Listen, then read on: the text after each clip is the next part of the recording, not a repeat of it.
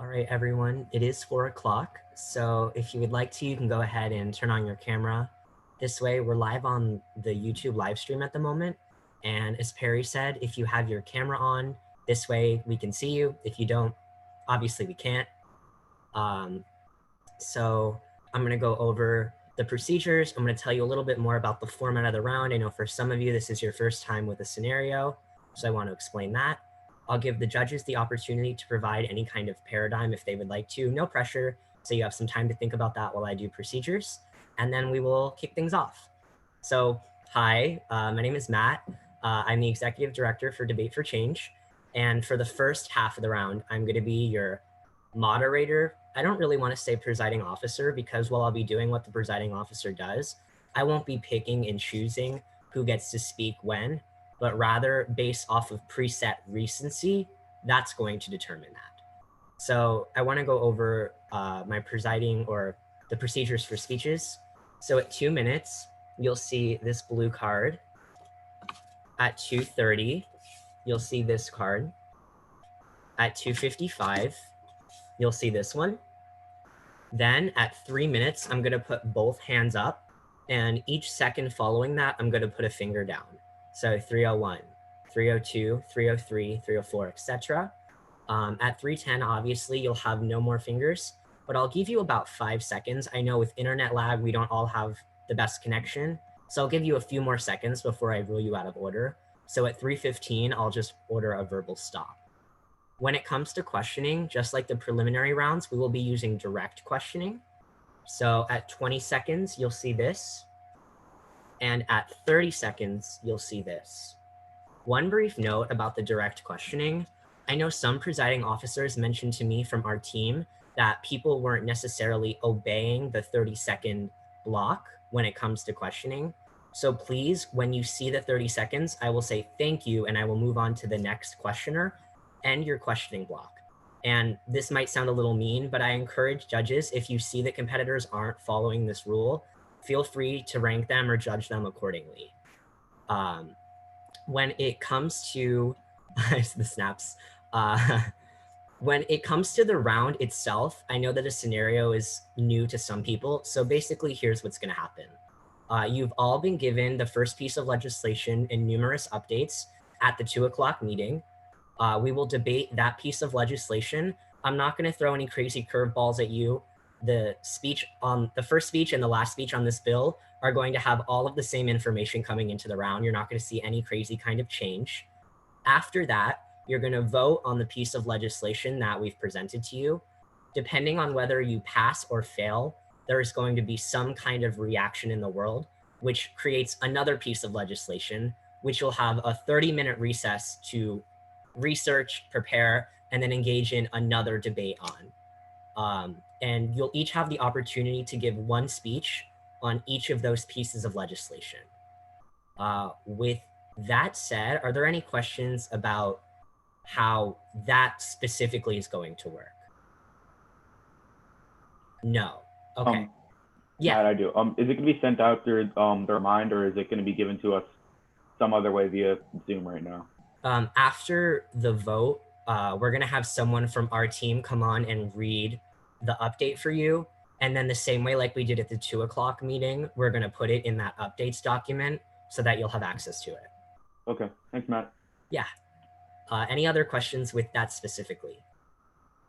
Okay. So one more thing, which we didn't do in the preliminary rounds, but we thought was important to do in the final round, is a lot of the people on our team have people from our schools that were competing and made to the final round, which is really exciting. And that's obviously what we want to see.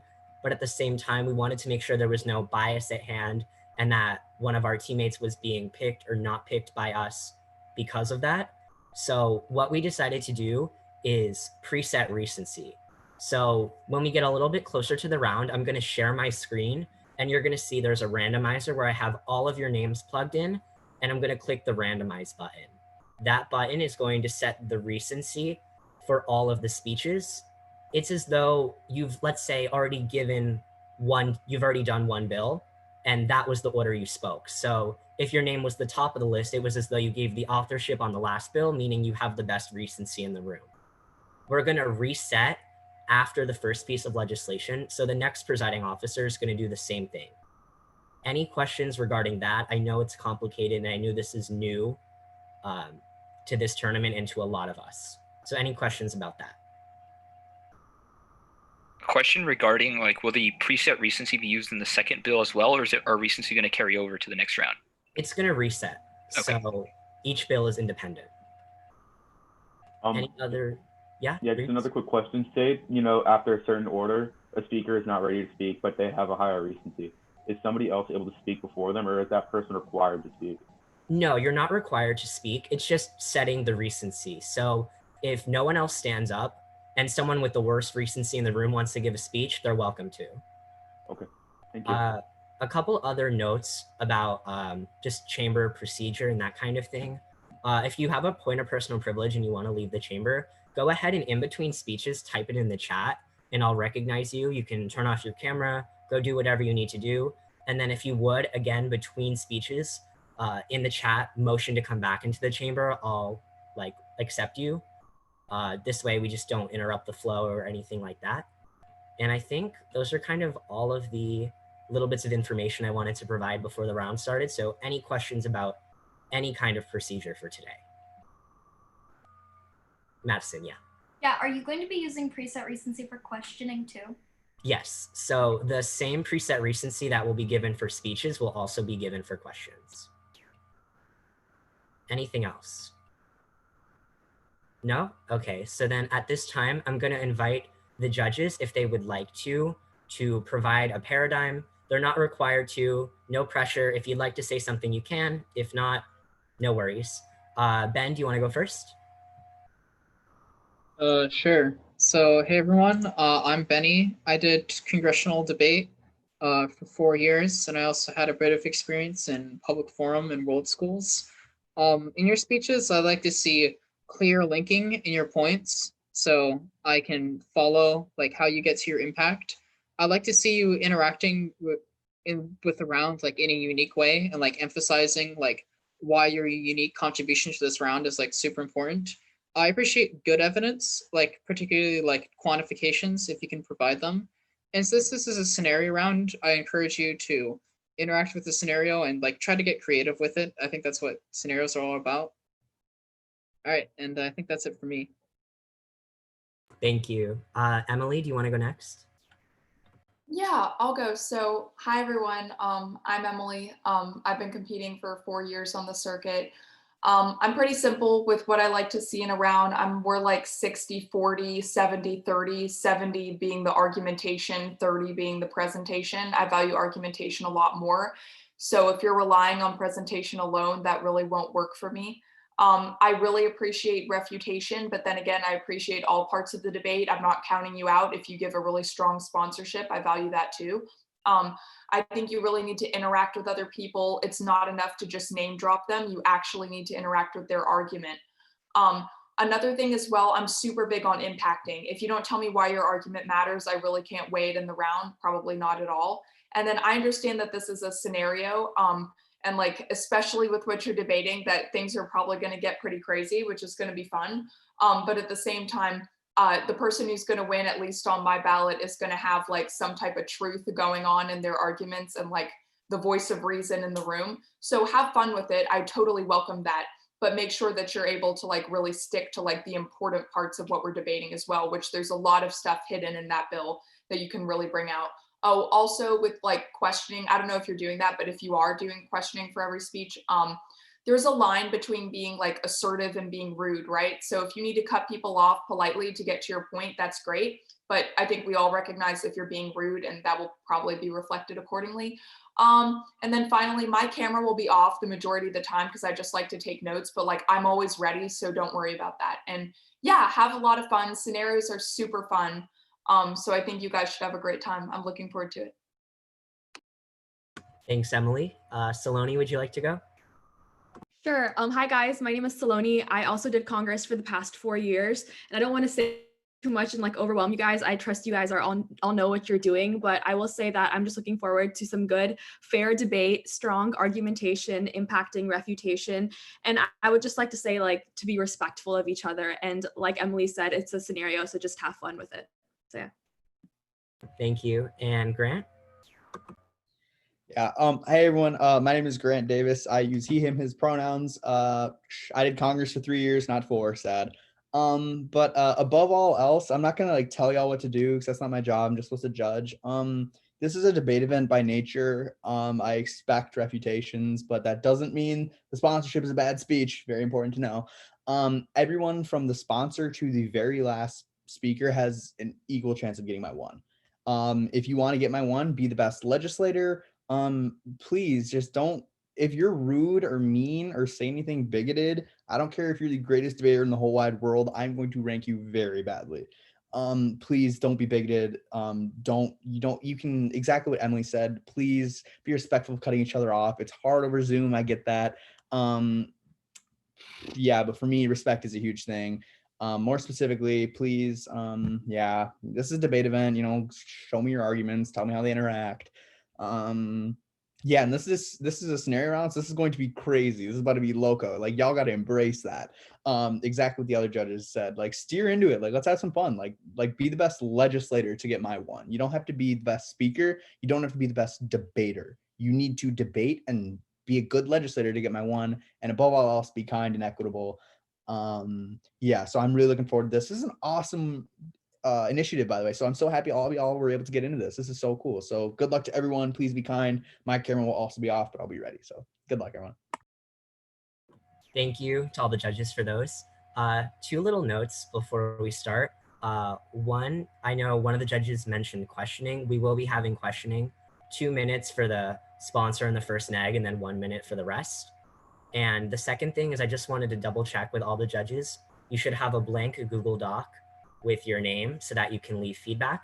And then you should have been sent a Google form as well. They've been a little in and out, like they're not sending to everybody today for whatever reason. So if you didn't get that, either message me on Remind or message me privately in the chat, and I will go about sending that to you as the round is going on. That's only at the end when you're ranking everybody. And we're gonna wait until 4:15 to kick things off. But in the meantime, I'm gonna go ahead and share my screen so that we can randomize. Okay, Representative Dorworth is back, thank you. So I'm gonna go ahead and share my screen and randomize so you can all see where you stand in the recency.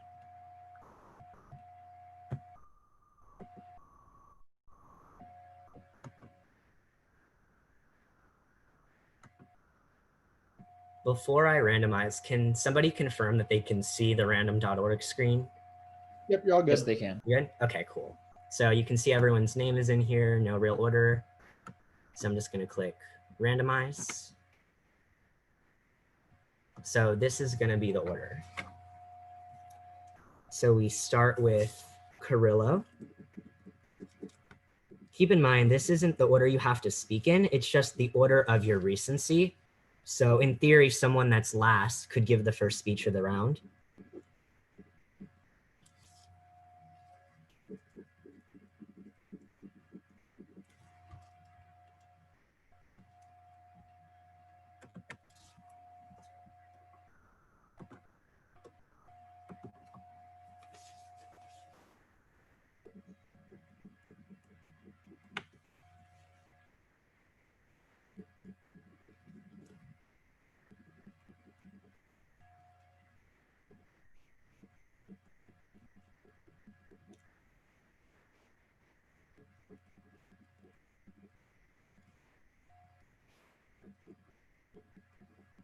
Hey Matt, Hi, is there a hard stop?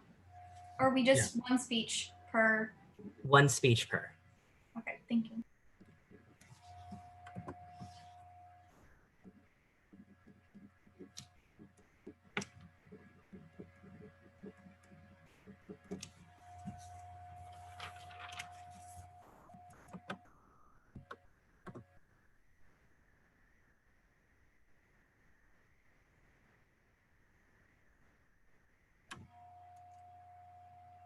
Oh, that's a good point. Perry asked me about recess time limits. So if someone doesn't have a speech, I understand if you have to take like a 1 minute or 2 minute in-house recess to address that, but no excessive recesses. I mean, I don't think you need more than 5 or 10 minutes on each piece of legislation to figure everything out. And again, we're going to have a 30-minute break between the two pieces of legislation. And at any time, if you want to leave the chamber to go about whatever business, you have the opportunity to do that. So we're going to try to keep recesses to a minimum. With that, it is 4:15. So we're going to go ahead and get started as is. We just want to make sure all the judges, you have access to the legislation and everything, right? Good? Good? Cool. So we're in line to debate legislation regarding TikTok. Is there a sponsor present? Off of recency, that goes to Representative Kaiser. I thank the chair. Hi, everyone. That's Representative Kaiser, spelled Kaiser. I'm going to show it right here, Kaiser once again. I'm going to be sponsoring today's piece of legislation. I'm going to assume all my judges are ready. Please let me know otherwise. Great. PO ready? All right. And is it okay if I time myself as well? Okay.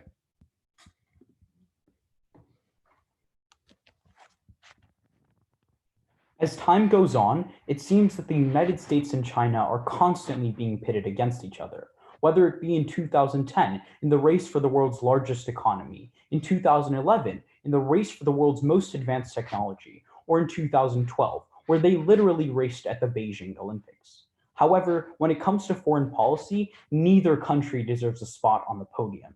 It's time we stop dashing to conclusion and take a step back. Pass today's legislation to shift our approach to Chinese policy and promote peace. But first, let's address the problem as we see it, and that's the deteriorating US-China relationship, which is now just a race against the clock.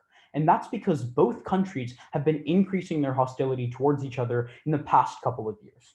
The New York Times 1 week ago explains how, saying that tensions between the United States and China are flaring over the coronavirus and the US-China trade war, as well as accusations of espionage, intellectual property theft, and human rights violations. These tensions have gotten worse, but their effects are being felt right now. As the Diplomat explains 3 weeks ago, global trade was already depressed by the 2-year-old tariff war between the world's two largest economies. Now, multilateralism has decreased. And here's the thing, if we keep our selective sanctions on the TikTok officials, then we risk making room for China to retaliate, which then will only worsen international cooperation and tank the American economy, because it is our farmers that can't export their crops abroad. It is our consumers that are paying higher prices for the products that they enjoy. And it is our people that are devastated in the silly spat between the US and China. Our congressional complacency has created chaos and catastrophe. You passed this policy to promote prosperity. Next, let's understand why my policy ensures that both countries come out with golden medals. And that's because first, Section 1A removes sanctions and encourages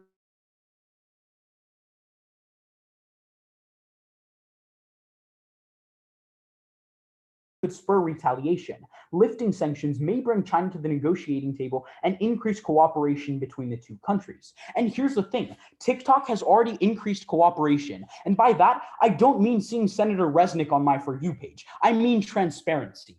As Vanessa Pappas, TikTok's general manager for the United States in November of 2019 explains, the company is building out a US-based leadership team, a US-based content moderation team, and localized community guidelines. It pledged to work with US regulators to keep American data secure. What that means is that I'm not asking you to trust TikTok, but under sections 1B and C of today's legislation, this Congress and the US FCIS are regulating TikTok. If we determine that it's safe, then we'll keep it. But if we don't, we can ban it later. In the meantime, though, here are the tangible impacts. We decrease our tensions with China, we increase the safety on American data, and we instill trust in our relationship with China. Good government has its essence in trust, but it's hard to call our government good when our trust is essentially gone. Pass. Thank you, Representative Kaiser, for that speech of 3 minutes and 14 seconds. Questioners, please raise your placards. Representative Rodriguez. So if we've sanctioned China over Huawei and Hong Kong, and we've literally started a trade war with them, why is a social media company going to completely change our relations? It's not necessarily what we're sanctioning, it's about the symbolism of it. If we tell China that we're ready to come to the negotiating table, then they will. I understand that, but does a social media company fix all of the other relationship problems we've had with China? No, but it's the first step that definitively will. But we've had negotiations in the past. How is this any Thank different? you, Representative Zimmerman. Hi, great speech. So should we be promoting peace with a country who has concentration camps for 2 million Muslims and commits so many human rights violations? I think we should be promoting peace with any country around the world. When they're doing such bad things, we shouldn't be having sanctions on their companies. I think that we should definitely regulate them, but in no means do I support legislation that would literally hurt our Americans. So we're sanctioning them. We're not standing for what they're doing. We can apply pressure later on, but for right now, what's most important— Thank you, Senator Barrett. Representative, so Donald Trump has talked about how he will stop at nothing to make sure that TikTok doesn't stay, or that TikTok is banned in the United States. What's preventing him from taking even more action after we repeal these sanctions? Well, other than checks by the Supreme Court and Congress, we can literally regulate him. Okay, but isn't he capable of unilaterally taking even more aggressive and more effective policy chances, even if we can regulate him? The Supreme Court can rule that out of order. Thank you. Would anyone like to take up the last block of questioning? Representative Rodriguez. Would it go to Representative Raffanego? Is Representative Raffanego, are you standing to be recognized? I was going to, but if Representative Rodriguez wants it, he can have it. I've already had one. You can take it if you want. Sure, I'll take it. Okay. So, Mr. Kaiser, as a sponsor of this legislation, do you think that we will actually take back our bans on the military as well, or is this just for the common civilian, core of people? I can't say what we're going to do in the future, but by first taking off the sanctions that we selectively placed on TikTok, we can start negotiations and maybe promote peace with China. That should be the ultimate goal. Yeah, but I'm talking about how TikTok is currently banned by all the arms corps, so the Air Force, the Navy, all these different I think arms. that's an important precaution that we should keep until we know more. But right now, there's no definitive proof that Thank you. The TikTok questioning time has elapsed. Just a few little things before we move on. One, I just want to make sure, are the procedures clear? Can you all hear me? Was that okay? Good. Two, I just wanted to clarify with direct questioning, I will not be ruling anything out of order, so you can go ahead and ask a question. Obviously, if it's not a fair question to ask, you don't have to answer it, but pretty much unless things start to get really nasty or personal, in which case we don't tolerate that in the first place. But second of all, I would rule that out of order, but when it comes to a prefaced question or anything of that sort, feel free to ask whatever. Finally, we have one competitor who's dropping in and out. I think they're having some kind of connection problem. So we're going to try to address that super fast, and then we're going to continue.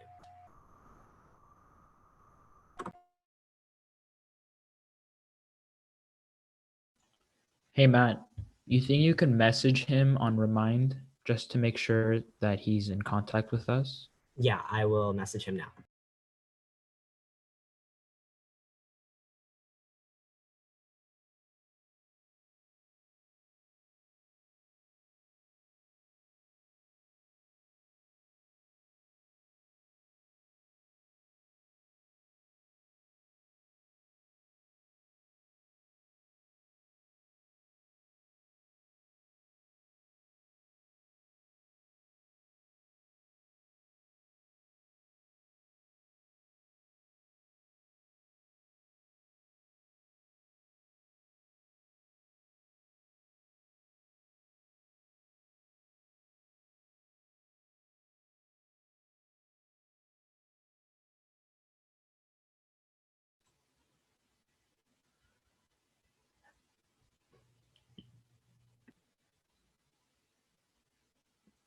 Senator Dorworth, can you hear us?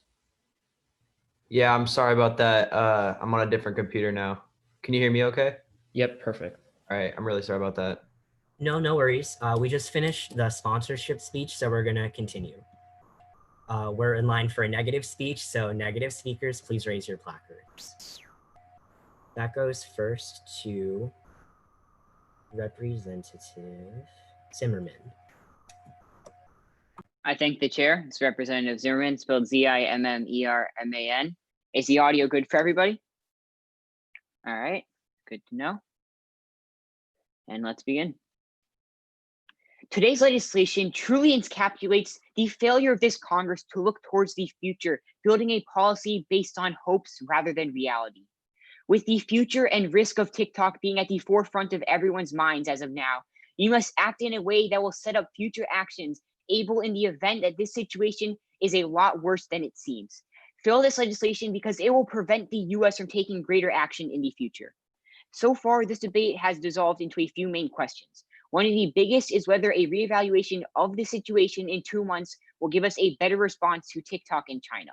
Championed by Senator Kaiser, they argue that the reevaluation of the situation will allow the United States to have a better approach towards TikTok if they deem necessary.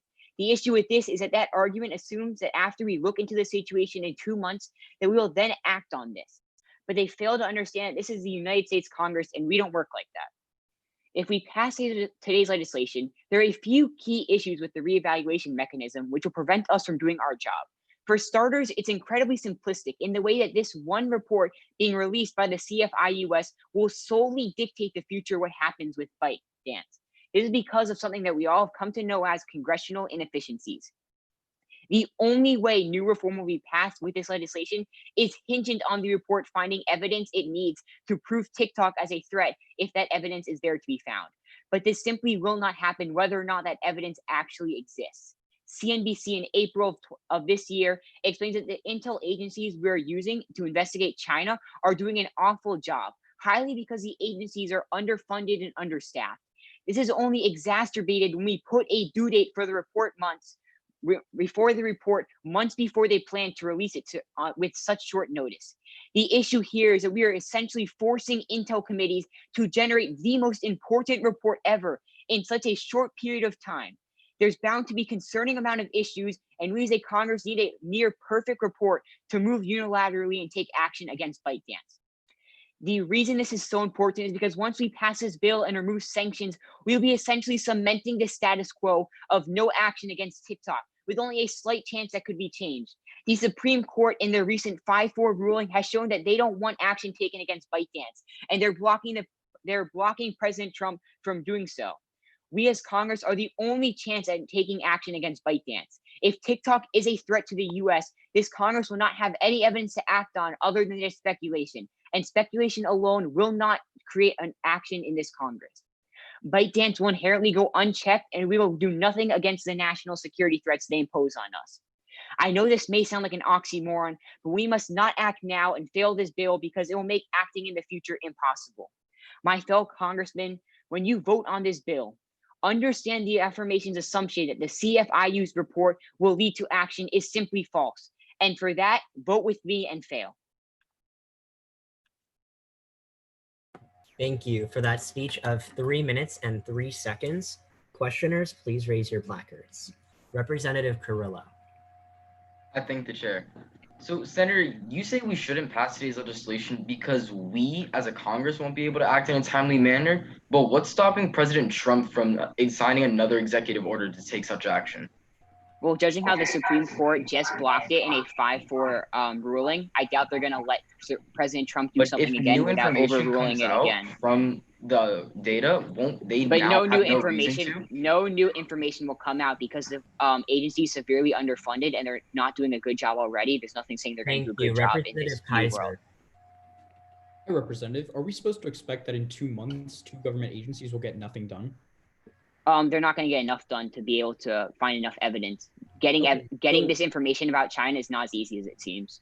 Okay, so let's say that they find and create a short report. Isn't that already more information than we have in the status quo that could help us act?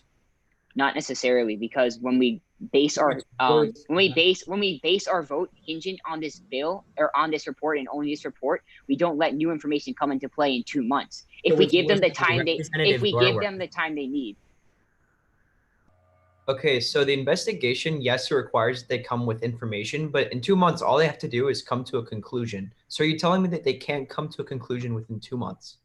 They can't come to a conclusion without significant evidence. I mean, if they just say how long does the average investigation take? It's planning on taking in the status quo, the investigation is planning on taking a lot more months than 2 months. Where is that from? The current plan for the investigation, the CFI-US. The Thank you. CFI-US said the Representative Resnick. investigation on TikTok would take that long. Thank you. So in America, what is the legal precursor to punishment? Evidence. What, law? Evidence, yeah. Right? And so Mhm. why are we as a government to act on another government without significant proof? That's my whole point. We're not providing any proof for us. Okay, but Because the CFI-US is not going to provide any proof. But So under we're not going to be able to pass this bill. we're not receiving no proof. This legislation literally mandates we find at least a little bit of proof. This legislation Thank you. provides them 2 Questioning months time to has solve the elapsed. problem. Affirmative speakers, please raise your placards. Representative Carrillo. I thank the chair. For my judges, that's Representative Carrillo, Carrillo. A thumbs up whenever you guys are ready. I'd love to begin.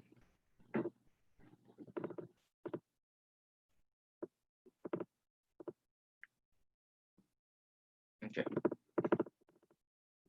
We can all agree that Byte's social media app TikTok took the United States by storm. Its trends like the Renegade have defined most of our quarantine and provided an outlet for creativity and entertainment at its finest, but seemingly at a cost of user privacy. While we all know social media and data breaches are nearly synonymous at this point, there seems to be more of a worry with TikTok, which is why I'm so proud to get to the bottom of this and support the passage of Senator Darley C. Emilio's legislation. Now, the question posed to our Congress today is whether to ban or not to ban TikTok. But when we pass today's legislation, we're going to make sure that we're getting this decision right. Because what Senator Zimmerman doesn't realize is that Section 1B is going to ensure an efficient and timely investigation on the app. So before we preemptively ban an app over potentially nothing more than the president's fear-mongering rhetoric, we have a chance to get this decision right. Because if we don't, it's our US businesses that are going to pay the price of it. Because according to the Social Media Examiner in 2019, the most advantageous aspect of advertising on TikTok as opposed to traditional advertising is that you're able to effectively reach your business's target demographic. The app allows for businesses to set parameters for things like location, age, languages, and interests to maximize advertising efficiency. So there's absolutely no benefit to 2,000 people seeing your ad when your product isn't intended for their use. But with apps like TikTok, ads will reach a larger, more targeted audience. In fact, according to LinkedIn in 2019, businesses will spend about $57 on traditional advertising to reach 1,000 people. Whereas on social media platforms like TikTok, they can spend under $3 to reach that exact same amount of people, which is a byproduct of just how much people today are using social media networks like TikTok. In fact, they go on to say that social media usage now accounts for 1 out of every 3 minutes consumers spent online. So when TikTok offers businesses a platform that is not only reliable and effective for advertising, but one that your consumers will spend a majority of their time online on, eliminating this could prove devastating. And especially now, with businesses already forced to make tough decisions, whereas letting people go, if we deprive them of more money, we're only perpetuating the problems that this pandemic is causing today. But even further, when we pass today's legislation, we're going to ensure the basis for banning it is legitimate. Because even if it's a Chinese-owned app, there's precedence of their apps refusing to hand over information to Beijing. For instance, the Financial Times tells us that Tencent and Alibaba are in the past refused to give information over to China. And TikTok has made this exact same pledge.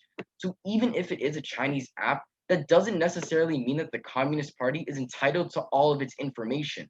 But even if it is, today's legislation will confirm our suspicions regarding the app. So senators, let's make the right decision today and pass. Thank you for that speech of 3 minutes and 6 seconds. Questioners, please raise your placards. We start with Representative Zimmerman. Representative Hi. Nick is. Oh, sorry. Go Okay. ahead. Does giving the CFI-US 2 months to get the most important report they've ever created better than giving them as much time as they need? Because here's the thing, if we waste more time giving them a lengthy report and we find that they are in fact funneling their data back to China, then we're only putting our people at more of a risk. So we should go for the short-term benefit of having a risky and potentially wrong report than getting an accurate long-term report. We should prioritize our people's security and their We should prioritize accuracy though, right? Thank accuracy you, over time Representative frame. Chibnik. Hi, Representative, quick question. How much time on average does it take for one of these reports to actually be generated? I'd say more time than what we're allocating with today's legislation. But with that, we're also seeing that they're going to be able to do it in a timely manner so that if it is the fact that they're getting our information, we're going to be able to minimize the amount of it that's flowing back into China. Okay, but the issue that we're seeing, as Representative Zimmerman said, is that these offices don't have the funding that they need. So how are we going to be able to help them out and get expedited reports Because if that we are can't accurate trust our own for our citizens? Thank you. The questioning time has elapsed. I thank the chair. Negative speakers, please raise your placards. We go first to Representative Chibnik. I thank the chair. For my judges, I can only see 2 of you, but I know that others have previously said we're going to be offline and okay. So when the 2 judges that I can see give me approval as well as the PO, I'll be happy to begin.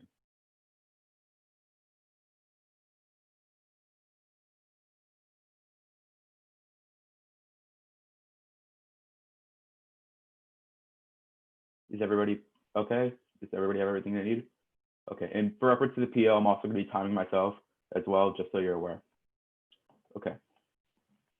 Whether it be Senator Parra being able to renegade better than Charlie D'Amelio, Senator Rodriguez being able to dance better than Addison Rae, or whether it be Representative Carrillo being constantly entering every single giveaway that David Dobrik has, I would say that it's pretty fair that TikTok has made a really big impact on all of our lives.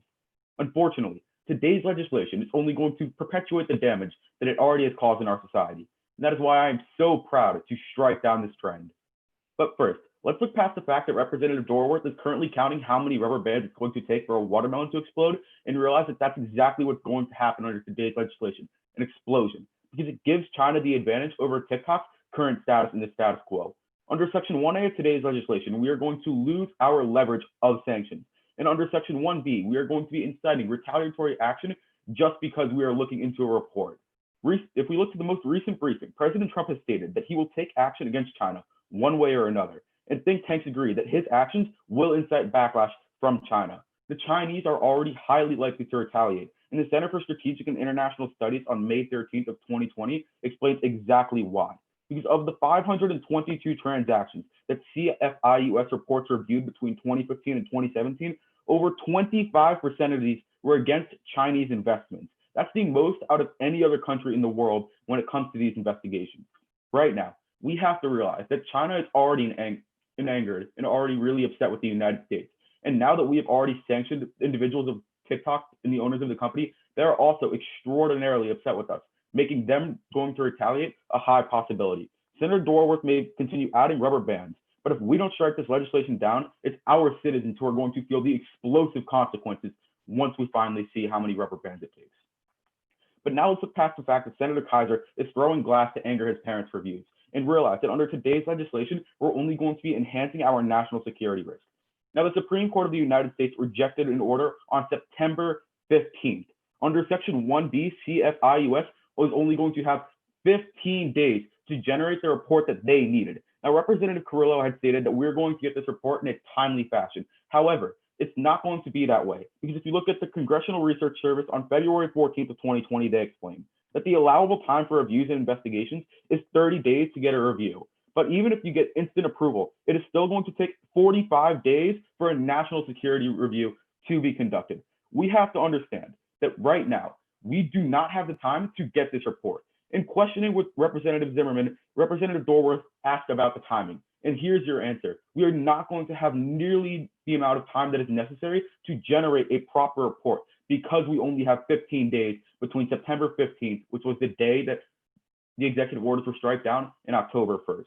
We have to understand that this Congress is basing its entire decision off of this report. If we don't have an accurate one, our citizens are going to be the ones that are having national security issues. Senator Kaiser may be throwing glass reviews, but the only thing this legislation does is shatter the safety of our constituents in both the short and the long term.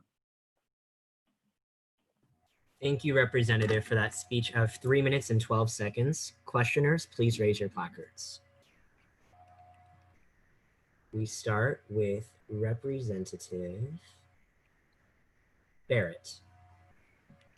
Hi, Representative. So you talk about, sorry, I just lost my train. Okay, sorry. You talk about how we increase tensions under this legislation. Can you re-explain your warranting on that? Okay, yeah. So under section 1A, what's going to happen after we get rid of our current, punishments for these Chinese officials? We are no longer going to have that stronghold under them. But under section 1B, because we're looking into a report, we lose all leverage that we have. Okay, with the Chinese has there been government. an investigation in the status quo that Trump has done before he implemented these sanctions? Thank you, Representative Rodriguez. Hi. So if, as you mentioned in your speech, President Trump has promised he will retaliate against China no matter what, how would this legislation prevent Chinese retaliation? Okay, this legislation isn't going to prevent Chinese retaliation. That's the entire point that I'm trying to get Oh, across. sorry. But like what I'm saying is, like, if you sanction China, despite the fact that we already have sanctions for other things, why is this legislation the straw is going to break the camel's back and lead to retaliation? As I was already stating, that the Center for Strategic and International Studies approved. Thank you. The questioning time has elapsed. I thank you, Chair. Affirmative speakers rise. Representative Raffinengo. I thank the chair.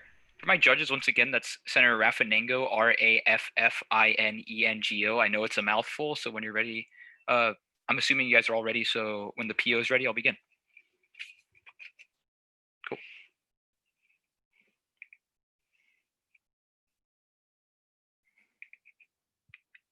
Unlike viral TikTok song Party Girl, China has done us wrong, so we can't trust them. But today's legislation has gone a step further, as the negation post Ton Tolliver's song, saying that they have no idea about the consequences of TikTok. But for that reason, let me prove to you why you should pass this legislation.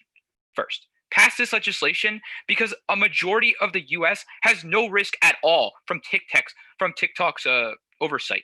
Senator Zimmerman and Senator Chinnick both tell us that the Chinese government would have a huge national security risk with TikTok. But what they fail to realize is that they simply wouldn't get any useful data from a teenager that's renegading. As the NX chief of technology just 1 week ago tells us that the Chinese government doesn't gain any espionage advantage from TikTok, especially after a military ban. And the Business Insider goes a step further to tell us that not just the military has banned it, but banks such as Wells Fargo and political committees like our own have already banned this system, ensuring that TikTok is not in the hands of people that could actually pose a national security threat. Since sponsor Kaiser already told you that the military is going to stay banned with this legislation. So what is truly the impacts of this? Well, they don't get any useful information, which leads to two major impacts of this round. An increase in financial hardship for the lower class, and a decrease from medical equipment from China. So, senators, let's Tootsie slide out of the largest impacts of banning this legislation, or banning TikTok. First, when we ban TikTok, we hurt the low-income constituents across the United States. Senator Kaiser already told us that a ban increases tensions with China. But I'm going to go a step further and tell you that these tensions will actually lead to higher tariffs, already hurting those who are suffering at the midst of the economic disaster that brought by COVID-19. As the Center for Infectious Disease and Research Policy in 2020 tells us, that already 21 million jobs were lost since March. And the Heritage Organization tells us why this is going to be so bad with Chinese tariffs. Because the poorest 1/5 pay all the tariffs for the rest of the United States combined.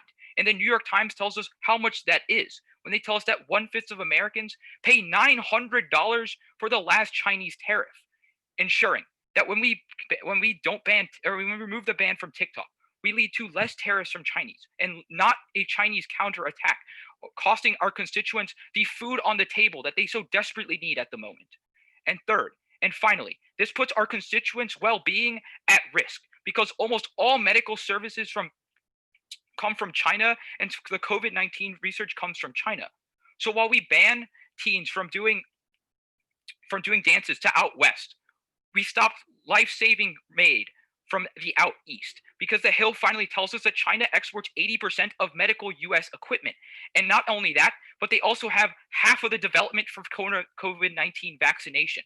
So it doesn't matter if you like TikTok songs to dance to.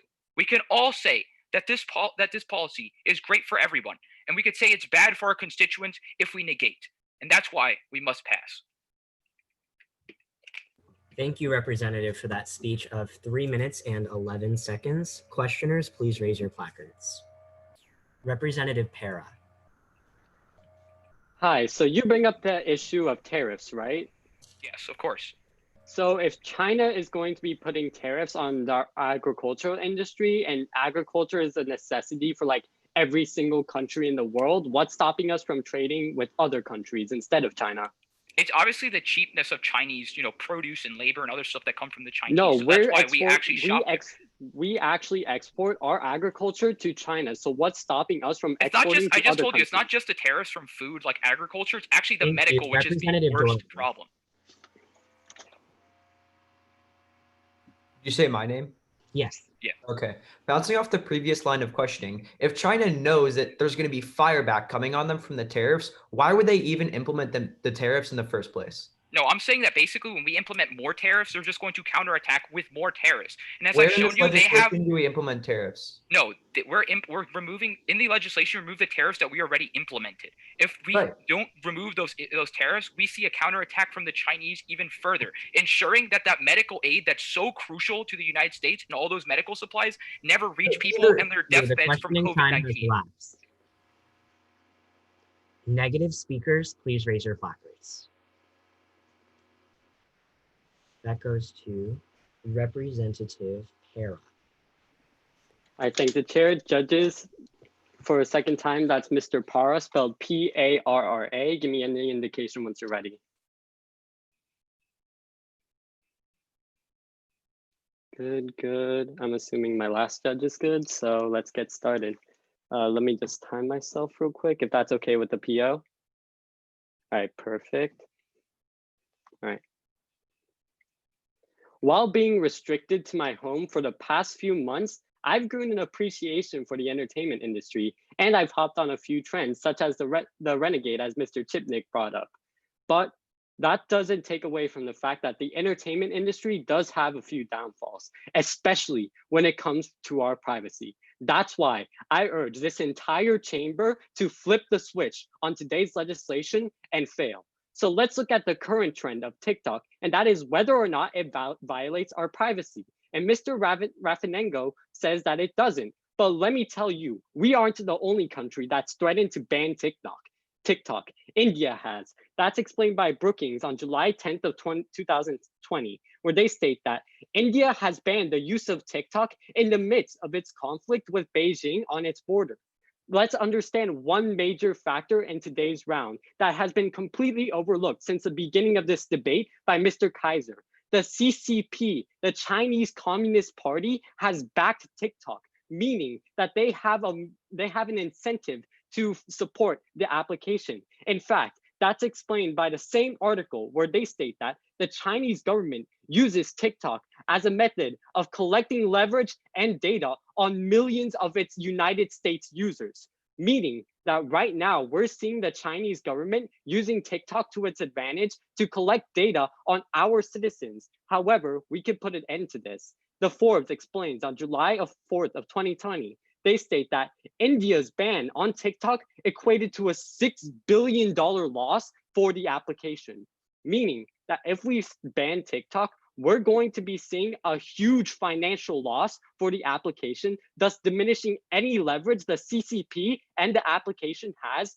on our citizens. The internet right now is at risk of being a space for digital warfare, where before it was a space where everyone in the world can be united as one. Let's ensure that we create that unity and maintain it and fail today's legislation. But let's look at something else that Mr. Raffinengo worries about, and that is Chinese retaliation. And let me be the first to say it, retaliation won't happen. That's explained by the University of Illinois in 2012, where they state that China has already banned our social media apps such as Twitter and Facebook. If we're going to see China retaliate, it won't be to our agricultural sector or medical sector. It will be to our social media applications, which they have already banned, meaning that we see no impact when we pass today's legislation. So Mr. Raffinengo, your concerns are completely non-unique. In the 17th century, we fought against censorship from our government, and now it's the 21st century. Let's make sure that we stay on the right side of history. Let's flip the switch for the millions of users of TikTok and fail. Thank you, Representative, for that speech of 3 minutes and 1 second. Questioners, please raise your placards. Representative Raffinengo. While my mom dances on TikTok might be very unorthodox, why does that actual, information, why does the Chinese government want that information? I mean, to even sign up on TikTok, you're going to have to need an email, and that means that means the Chinese company has access to that and all your contacts. They can access all your contacts and all your information, especially if your email is connected to Okay, Google. so from my mom's contacts, they're gonna call, the Chinese government's gonna directly call my phone. Is that what you're saying? That's not necessarily. Okay, then what did they actually get? I thank the chair. So, Senator, after the investigation listed out by Section 1B, what's to say that we don't ban TikTok after finding something from that? I mean, if there's any chance that we have a risk from keeping TikTok unchecked, then I will prioritize my constituent safety over anything. But if we find any information, the Supreme Court already voted in a 5-4 I mean, the decision. CCP has already supported TikTok, and they're already incentivized to use it. But to TikTok steal already data. said they won't disclose Thank any you. The information. questioning time has elapsed. Affirmative speakers rise. Representative Resnick. Thank you so much. That's Representative Resnick. Just a thumbs up or a smile, whatever. Perfect, perfect. Assuming the other two ready. Good. And PO? Absolutely great. Okay. President Trump has emphasized a great deal of statements over the period of his presidency. The biggest one being the importance of deals. And I've got to say, I respect the grind. I've made deals with my teachers since I entered grade school. But just like I scammed several, probably undeserving A's out of them, sanctions scam the world of a better future. So let's not turn the art of a deal into the art of deception and pass this piece of legislation. First, you stand on the affirmation of this piece of legislation because sanctions against select executives actually increases Chinese currency manipulation. Now, this has been completely ignored so far in today's debate, but I'll happily explain it. Unlike the US dollar, which rises and falls in value with free market trading, the currency value in China is actually being set by the People's Bank of China, an arm of the Chinese government. So in other words, their currency is artificially set to meet the needs of the people, i.e. in this circumstance, the executives were sanctioning. Forbes explains July 21st of 2018 that China has allowed its currency to decrease in 7.6% against the dollar in just the last 4 months as a response to the tariffs imposed by President Trump in the past. However, what's cleverly forgotten is that whenever China reduces its currency, it makes items cheaper there, which then globally attracts more companies to their tech market rather than America's. UPenn explains October 9th of 2019. That Chinese technology sector has grown so rapidly in the last 2 decades that it is pushing the United States out of the digital food chain. Advancements by companies like Huawei and ByteDance are helping the Chinese economy grow at an unprecedented rate and influencing the global economy. Yes, sanctions would be a reasonable action to take if we were working with a reasonable government, but we aren't. So Representative Chibnik, when you say the tensions will escalate if we remove sanctions, I have to assume you must be speaking hypothetically because the reality of our situation is sanctions feed into Chinese corruption and their abuse of power. So it's not only naive, but dangerous to undercut what they'll do with such authority. But second, you pass this piece of legislation because it ends the precedent of economic coercion. Today in the status quo, sanctions are more about the message that they're sending globally rather than the specific people they're targeting. targeting. And that becomes especially problematic as the Independent Task Force for the Council on Foreign Relations writes in their book, US-China Relations, America has held an influential role as a superpower since the end of World War II, and China's global influence is rapidly growing. Now, it's no secret that the authority that we both hold. However, it seems the negation has completely forgotten how important our geopolitical decisions are, especially in the name of global peace. And its aggressive actions taken, like President Trump has done, that challenge that exact agenda in the future. The bottom line here is no relationship will be as important to the 21st century as the one between the United States, the world's great power, and China, the world's rising power. And this legislation promotes that. It's true. I was on Representative Kaiser's For You page, and it's because I know a good deal when I see one. Pass. Thank you, Representative, for that speech of 3 minutes and 9 seconds. Questioners, please raise your placards. We start with Representative Chibnik. Hi, Representative. Unfortunately, President Trump has already taken decisive action that has angered China. So how are we going to see that bettered? What we affirm today's legislation? We're removing the sanctions that he's done. That's what I mean by aggressive action. We're directly countering what he just did. I know, but even though we are doing that, the Chinese are still angered, as I said, because our other reports, over 25% of them are already against China. Our job is at Congress to make sure that they're acting responsibly, which is why we're implementing that report. But we're also removing the part where we're acting. Thank you, Representative Para. Hello. Hi, Ms. Resnick. So you bring up the importance of our relationship with China, correct? Absolutely.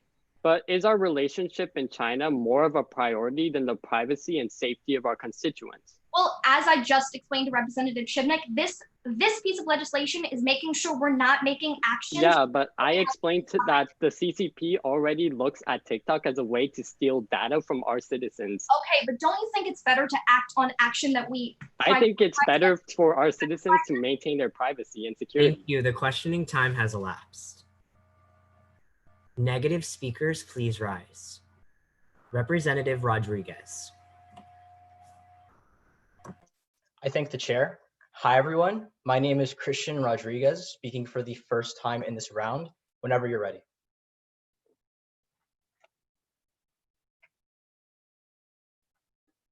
Awesome. Is there anyone who is not ready?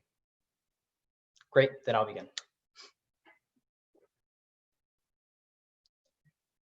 Ever since Trump was inaugurated as the president of the United States, our relations with China have been rocky, to say the least. We've had a trade war. We've banned technology and phones that belong to China, and we've gone as far as to sanction China over their treatment of Uyghurs in Hong Kong.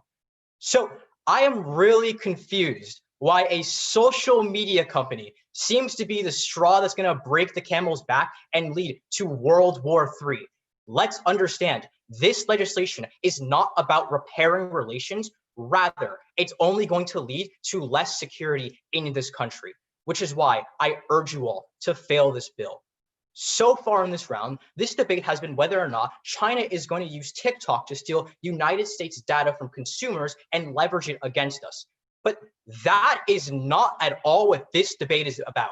It is completely misconstruing why on earth we banned TikTok in the first place. And Jeffrey Gertz from the Brookings Institute on August 7th of 2020 actually explains why we did it in the first place, citing US national security experts who said the main reason why we banned TikTok is because it allows a unique platform for Chinese misinformation in the upcoming election, which makes a lot of sense when William Evanina, a director of the National Counterintelligence and Security Center, explains on August 7th of 2020, China has been named as the #1 threat to election security for the 2020 election. I understand that there are concerns about TikTok stealing our data, but that's not TikTok's #1 concern. It's about misinforming voters and leading to the exact same thing that happened back in 2016. Voters being misinformed in an election that was hacked. But Representative Carrillo on the affirmative says that this simply isn't going to happen because we have TikTok's word that they're not going to work with the Chinese government. Where have I heard this before? Oh, right, Huawei. They said the exact same thing. CNBC on March 4th of 2019 said that before the United States exposed Huawei for stealing NATO secrets, Huawei said, and I quote, "We will not give any information to the Chinese government." So it's a little sus that in the scenario update, China China's government literally gave full backing to TikTok after we announced action. It's all adding up and it makes too much sense. We have to understand banning TikTok is in the best interest of our constituents, our democracy, and our election. Because of that, I urge you to fail this bill to keep sanctions on China. But the other main clash point in this debate is that whether or not we'll actually fix relations with China if we pass this bill. Representative Kaiser and Representative Raffanego give basically the same argument, that by lifting sanctions, we repair relations with China, which leads to less tariffs and fixing the trade war. Two responses to this. First, we've literally sanctioned them over Hong Kong, over the Uyghurs. We've had a trade war that has not come to an end. This won't fix anything. Two, Representative Kaiser specifically says that this is like the beginning of negotiations, but keep in mind, lifting sanctions just takes us back to square one. Pass this bill, or rather fail this bill for our election security. Thank you. Thank you, Representative, for that speech of 3 minutes and 14 seconds. Questioners, please raise your placards. Representative Kaiser. Hi, Representative. I'm a bit saddened that you don't like the way that I dance, but that's fine. Let's talk a little bit about Huawei. Did they start moving their executives to the US? Yes or no? I didn't hear you. Say that one more time. Did Huawei start moving its executives to the US? Yes or no? I'm afraid I'm not an expert on what Huawei Well, does. no. Has TikTok though? Yeah. Yeah. So the difference is we banned like hundreds of Huawei officials after we found out that they exposed national security secrets. Okay, except TikTok is Thank operating. you, Representative Harjani. Hey, Senator. So is there anything actually stopping us from banning TikTok? I mean, I would say that right now the Supreme Court is our main problem, but by sanctioning TikTok, we definitely take away their power. And by passing this bill, so go ahead. In your speech, you said that banning TikTok is in our best interest, right? So even after we pass this legislation, we can still ban TikTok. That's what this piece of legislation is I would for. say sanctioning them is our best way to actually weaken TikTok, considering the fact the Supreme Court just ruled it like unconstitutional to ban them. Thank you. The questioning time has elapsed. Affirmative speakers, please raise your placards. Representative Harjani. Hi, that's Representative Harjani, spelled Harjani. Any sign of life from the judges when you're ready would be great.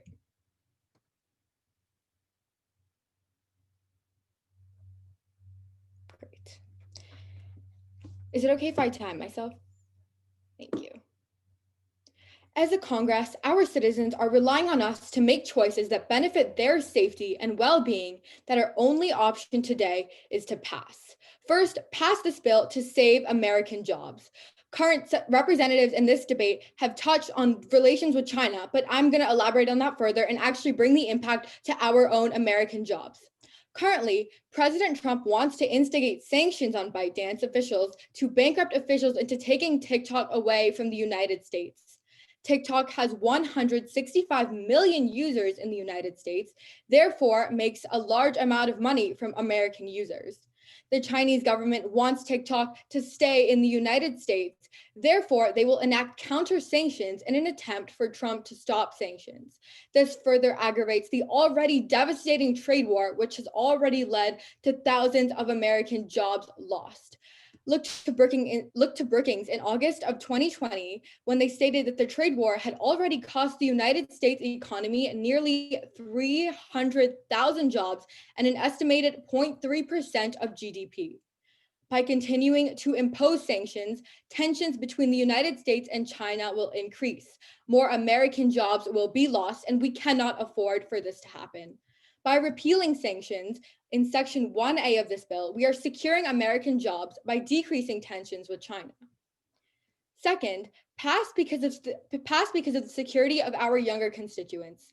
TikTok is taking private data and information of millions of users, particularly our younger users. According to Reuters in November of 2019, 60% of TikTok users are aged between 16 and 24. According to the CSIS in May of 2020, this app automatically collects users' IP addresses, geolocation-related data, unique device identifiers, browsing and search history, and cookies. An expedited investigation by the CFIUS, as stated in Section 1B of this bill, is necessary in order to ensure the safety of our constituents. As stated in Section 1C, after the release of this report, the safety of TikTok will be reevaluated, and then we as Congress can make a decision from there. We as a Congress can choose to ban it, or we can continue to use it. Either way, this bill gives us more time and more information in order to make a more educated decision. Passing this bill is so important because we are investigating further into the app in order to ensure the safety of our American citizens. While Senator Zimmerman on the negation may argue that this bill does not give us enough time to investigate, understand the urgency of the situation, the more time that we spend without having reached a decision, the more data that is being collected. In fact, the CFIUS its original 90-day estimate deadline has long passed without having reached a decision. They keep on extending their deadlines. Something has to be done about this, or else we will never reach a decision. A 2-month deadline gives them enough time to come up with a final decision. We must do what is best for our constituents and pass this bill. Thank you for that speech of 3 minutes and 12 seconds. Questioners, please raise your placards. We start with Representative Zimmerman. Hey, so what's more important to you, accuracy or time frame? Well, okay, so this investigation, what it's going to do is give us the most accurate data so then we can make a decision. No, it's not. Giving them the time that they need, because you said the 90-day limit that they put wasn't enough time. So giving them the time that they need will get us the most accurate information. So if we don't put a deadline at all, what do you think is going to happen? They're just going to keep extending their deadline, and we're never. No, they're going to get it when they can, when they're done with the investigation and everything is accurate. Has long since passed. Thank you. Hi, Representative. So if we repeal Trump's sanctions under this legislation, is Trump just going to give up and not try to take any more effort to accomplish his goal? Sorry, can you rephrase your question? Basically, what I'm saying is if we repeal the sanctions, Trump's going to continue to take effort to ban TikTok, won't he? Okay. That's what he said. So by repealing sanctions, I'm saying that we're actually preserving more American jobs because so many jobs have already been lost. If by repealing sanctions, we encourage Trump to take even more aggressive and more effective policy action, then how does that... Questioning time has elapsed. I think the chair. Granted to Representative Kaiser. With that, negative speakers, please rise. Representative Dorworth. Hi, everyone. Please let me know if you can hear me. It's Representative Dorworth spelled on the screen. Any indication, and I'll begin. Just 1 second. Representative Chibnik, granted. Everyone good? Perfect. Just give me a second here. Awesome. Have we forgotten the true authoritarian rule that China runs by? China's elite officials are stomping on the voices of thousands and silencing without blinking an eye. This is not a government that we want to work with. This is a dictatorship that's costing the lives of millions. Stop turning a blind eye to true authoritarianships and start passing policies that are actually effective in combating this issue. First, I want to argue the legitimacy of this scenario and explain exactly why we play into the Chinese narrative and the censorship that they're trying to maintain. Representative Rodriguez talked about this misinformation and how bad it's getting, but I want to go to the furthest extent and talk about how we're actually making this worse. President Trump already implemented a national executive order that would give Microsoft 45 days to ban TikTok. And here's the caveat. Nowhere in this scenario does it say anything about this executive order going away, because at the end of this 45 days, we still ban TikTok. And in the past few days, President Trump has still been saying he wants to ban TikTok. So we are giving Microsoft a chance to acquire TikTok in the next 45 days. And when we start investigating them, all that's going to do is give them a chance. This legislation investigates TikTok and unnecessarily scales tensions. Let's turn the clock back 7 days ago and look to Reuters, when President Trump gave Microsoft 45 days to clinch the TikTok deal and even said he would consider an extension. This legislation would not keep the executive order in action and give Microsoft a chance to keep TikTok. And this is huge because China uses TikTok as a tool to silence awareness about the 3 million Uyghur Muslims they have in concentration camps, about the people they are silencing, the journalists they have killed, and they blatantly promote misinformation regarding their elections that they rig. The Guardian in 2019 on TikTok, the popular Chinese-owned social network, instructs its moderators to censor videos that mention Tiananmen Square, Tibetan independence, or the banned religious group Falun Gong, according to its leaked documents detailing the site's moderation guidelines. The documents revealed by The Guardian for the first time lay out how ByteDance, the Beijing headquartered technology company that owns TikTok, is advancing Chinese foreign policy aims abroad through the app. And not only that, they're silencing videos that are bringing awareness to the concentration camps that they are holding on Uyghur Muslims. And not only that, but the CEO of TikTok brought on a half apology on all of this madness. Zhang Yiming wrote a public apology for allowing videos that offended the CPP of China, saying that our product took the wrong path and content appeared it was incommensurate with the socialist core values, Zhang said. He promised that the firm would, in the future, further deepen cooperation with the Communist Party, evaluating distribution of authoritative media content, ensuring that authoritative media voices are brought to broadcast strength, essentially saying he's actually sorry for not going further enough. But next, I want to talk about how we are not going far enough with today's legislation. Thank you, Representative, for that speech. We have 3 minutes and 15 seconds. With that, questioners, please raise your placards. Representative Blackwell, are you raising? Representative. Yes. Hi, Senator. So what if Microsoft does not come to a deal within the 45 days and it's just for nothing? Well, then we shouldn't have this going on right now. We should give Microsoft a chance. That's what I'm saying. So are there any other American companies that would swoop in and take the deal? I'm sure there are. So what if TikTok is Microsoft? We have tons of Fortune 50 companies that are big enough to acquire TikTok. TikTok said in that Reuters article that it'd be $50 billion to acquire. So what if TikTok goes down and there's no other company there to save it? Is it TikTok? Then we can introduce this legislation. But at the end of that 45 days, Representative Resnick. Thank you. Hello. So if I've already proven to you that sanctions actually strengthen the Chinese technological sector, I want to know what's worse, TikTok misinformation or strengthening the tech sector within their military? I would say misinformation is pretty bad. Both of them are pretty bad, but let me bring you this scenario. Let me bring you this scenario. The negative proposes this: no change and waiting for better change in the long term, and the affirmative brings you more misinformation and abolishing the executive order, and that's why we win. Thank you. The questioning time has elapsed. Representative Chibnik and Representative Kaiser granted. With that, affirmative speakers, please raise your placards. Any affirmative speakers? Negative speakers, please raise your placards. Representative Barrett. Thank you. Hi, everyone. My name is Representative Barrett. It's spelled B-A-R-R-E-T-T.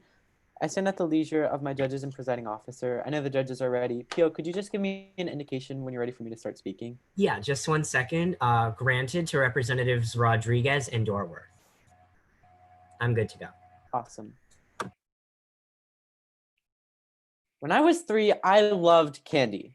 In fact, I loved it so much that when my mom and I would walk through the grocery store and she refused to buy it for me, I would bawl my eyes out.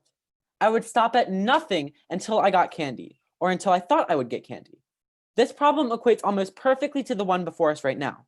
Because just like a 3-year-old who wants candy, Trump is going to stop at nothing until he gets what he wants. But it's important for this Congress to realize that repealing these sanctions only further guarantees that Trump's going to have a temper tantrum. Fail today's bill to protect national security. First, repealing sanctions will only increase conflicts. Now, so many people have talked about why passing or failing this legislation is going to increase tensions. But let me be the voice of reason and explain why that only happens when you pass today's legislation. It's true essentially because Trump wants to get rid of TikTok. He thinks he's doing this with the sanction that he's implemented in the status quo. And when he thinks these sanctions are effective, he's not going to take any more action to go against TikTok because he believes that these sanctions are going to be effective. But these sanctions don't work. Forbes tells us in 2020 that ByteDance had a revenue of $17 billion in 2019. And this has likely increased over the past year as TikTok has gained popularity. But that's actually good, because China has an interest in protecting TikTok. We know this because they have said so. They have no reason to react or retaliate unless there is a legitimate threat to the sanctity of TikTok, which there isn't with these sanctions. Basically, when we maintain the status quo by failing this legislation, we protect both interests, the interest of Trump and thinking that he will get rid of TikTok, and the interest of China in keeping TikTok. This means that we prevent China from retaliating against America because these sanctions aren't effective. But we also prevent Trump from taking even more action against TikTok because he thinks they are effective. China wants to, excuse me, we don't know what China has behind closed doors. We don't know what they're going to do to retaliate, but what we do know is that Trump will and can provoke them if we pass today's legislation. So, Mr. Kaiser, we actually increased tensions by passing this legislation and maintain peace in the status quo. And Representative Resnick, the fact that these sanctions won't do anything actually prevents tensions from happening, ensuring that we maintain peace throughout the status quo and can actually do an investigation effectively. But let's say you pass, then what's the impact of that? Well, China, we know that China will retaliate, and we know this because Trump's going to take even more action because he's told us he's going to stop at nothing until TikTok is completely banned. So understand that when we pass today's legislation, Trump's not just going to sit around and say, oh, well, he's going to take even more action, likely more aggressive, and likely more effective. And that's going to encourage Chinese retaliation. So understand that when this happens, we only hurt our American constituents and our American businesses. So Mr. Carrillo, Mr. Raffanego, and Ms. Harjani, American businesses and jobs are hurt and harmed under this legislation, not the opposite. Fail today's bill to protect our international peace and national security. Pass to protect your constituents. Thank you, Representative, for that speech of 3 minutes and 13 seconds. Questioners, please raise your placards. Representative Harjani. Hi. Senator. So in my speech, I proved to you that tariffs actually decrease American jobs. So what do you have to say about that? Actually, a lot. Because what we see right now is that these tariffs aren't going to be effective. They're literally targeting multi-billionaires in China. They're not doing anything, but So Trump thinks they are. So the trade war has been spanning over many years, right? And what happened was American GDP decreases and American jobs are lost. So by actually implementing more tariffs, aren't we just losing out on more American jobs and in turn hurting our own Not necessarily. That actually happens when you pass today's legislation. Thank you, Representative Raffanego. While President Trump might not like this Congress hitting the woe, why is this a huge problem considering that, in the status quo, we could see that this would actually hurt his campaign. It would actually be political suicide for him to ban it if Microsoft takes it or if his party uses it to, spread information about his policy and whatnot. I would argue that there's not a lot that could really hurt Trump's campaign in terms of his reputation. But Wouldn't his young voter base who uses TikTok be angry about this and not vote him into office? Wouldn't that hurt his campaign and thus be political suicide? Probably not. Questioning time has elapsed. Affirmative speakers rise. Negative speakers rise. Representative Blackwell. I thank the chair, judges, and PO. Please give me a nod when you're ready. All good? When his Tulsa, Oklahoma rally in June flopped after anti-Trump TikTokers reserved seats with no plans to attend, the president threw a hissy fit. At the same time, this wasn't all fun and games. As US-Chinese tensions rise, we must not back down from the fear-mongering this Communist Party imposes. So negate. But first, negate because we have the chance to show up for our support for those against the Chinese, like India, which no one but Senator Para has brought up. But let me elaborate on this more. Senator Kaiser talks about the worsening tensions between the US and China, but this is already bad and getting worse. We have to take one side, and that side should not be with the country with horrible human rights abuses, but with our allies. In July 2020, the Navy deployed 2 aircraft carriers to the South China Sea to boost its presence in the region. The Hindu tells us we are already aligning with India, and it is imperative that we sustain this strong alliance into the future.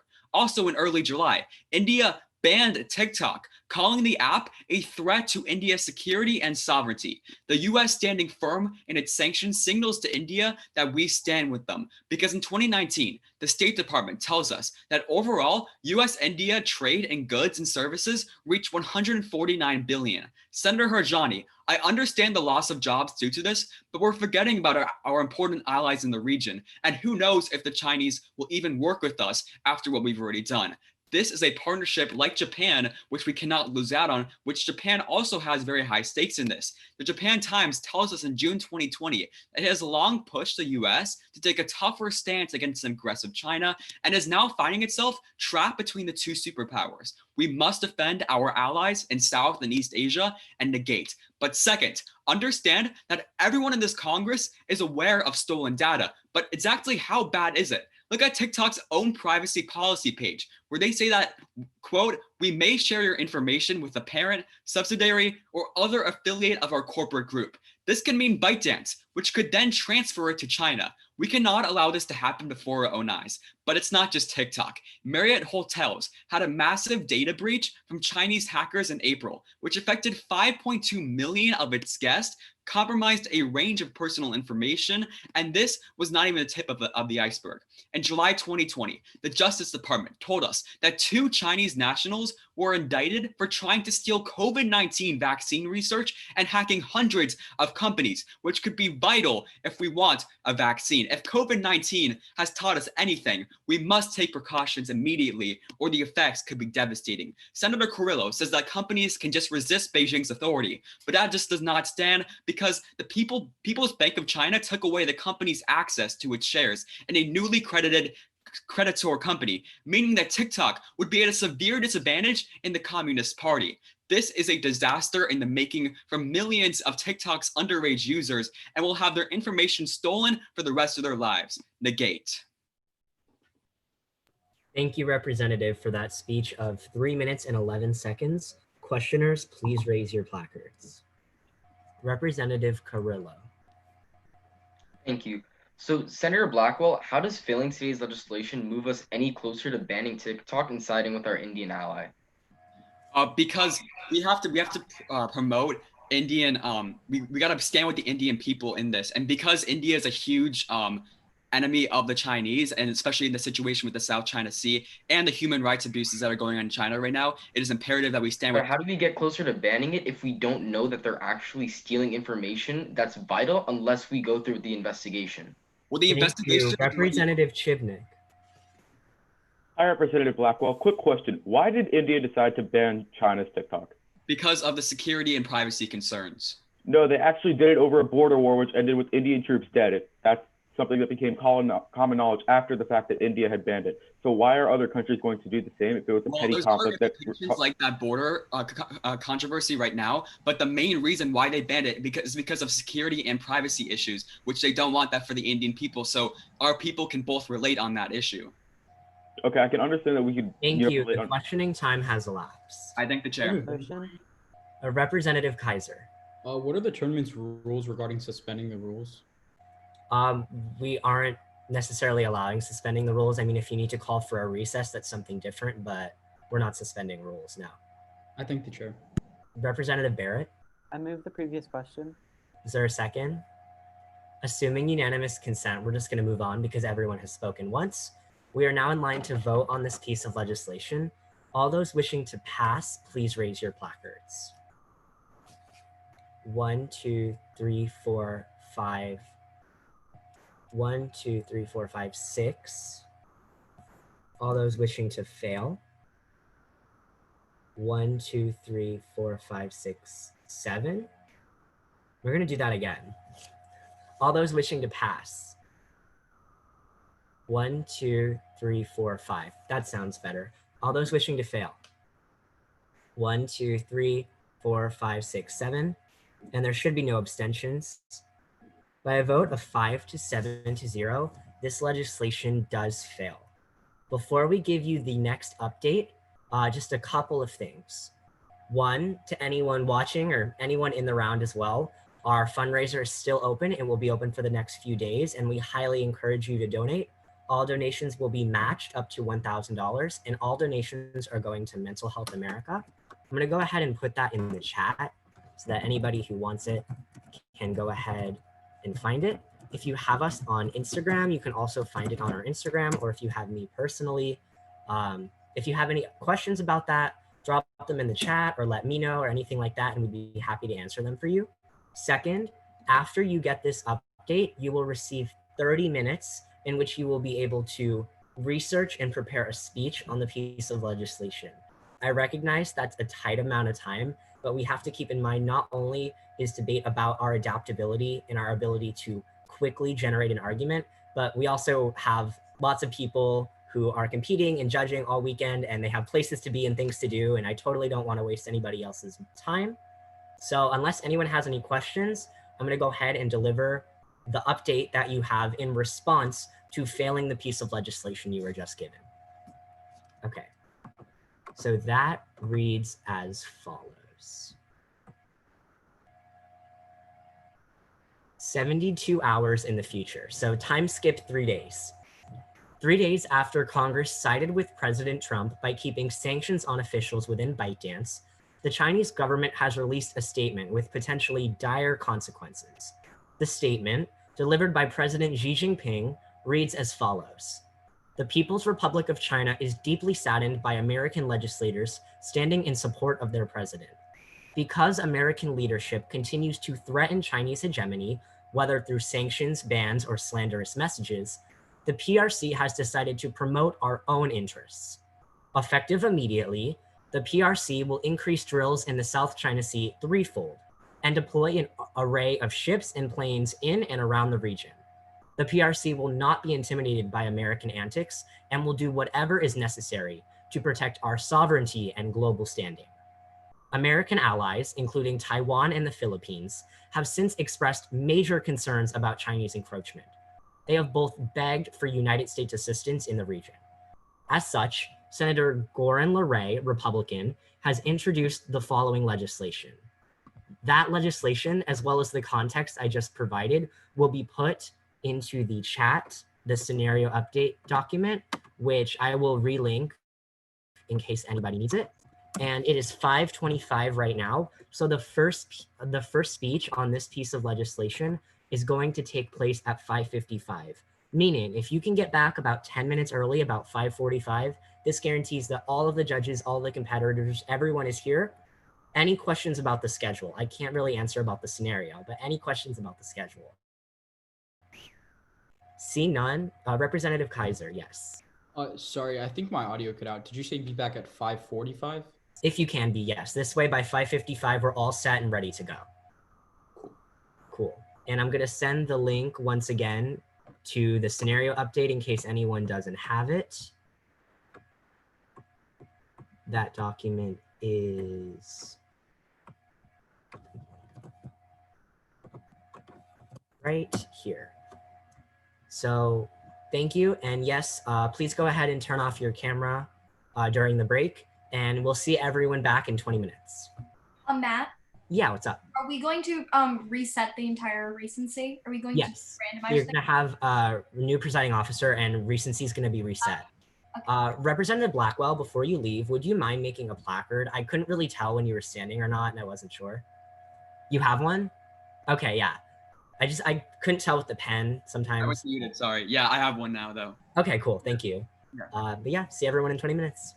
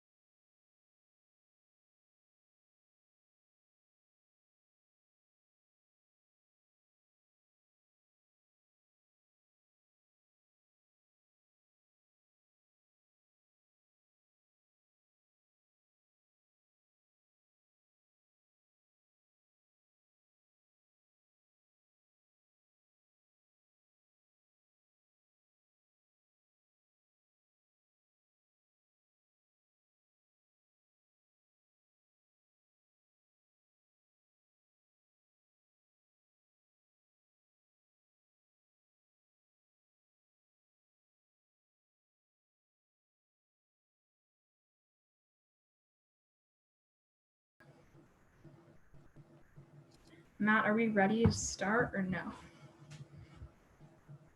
Yeah, you can go ahead and go over your procedures and randomize and stuff. The first speech should try to kick off at 5:55. And the competitors that don't have their cameras on, please go ahead and do that so we know that you're back. Let's wait till everyone's back to make sure then before I start.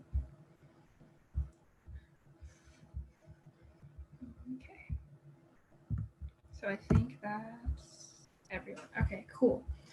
So hi, my procedures are basically the same as your last round, but instead of using cards for timing, I'm going to be using my hands. So at 1 finger, it's going to be 2 minutes. 2 fingers is 2:30, and then 3 is 2:55.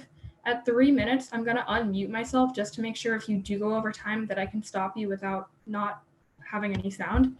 So at 3:05, I'm going to start counting you down like this until you get to 3:15, and then I'll stop you. For questioning, it's going to be the same. At 20 seconds, I'll do 1 finger, and then at 30 seconds, I'll ask to move on to the next speaker.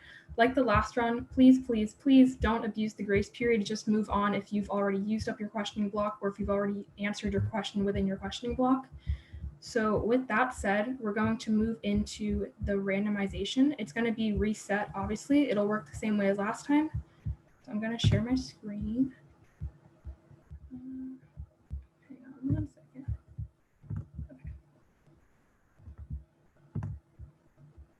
Share screen. Okay. Can you guys all see my screen? Yeah, okay.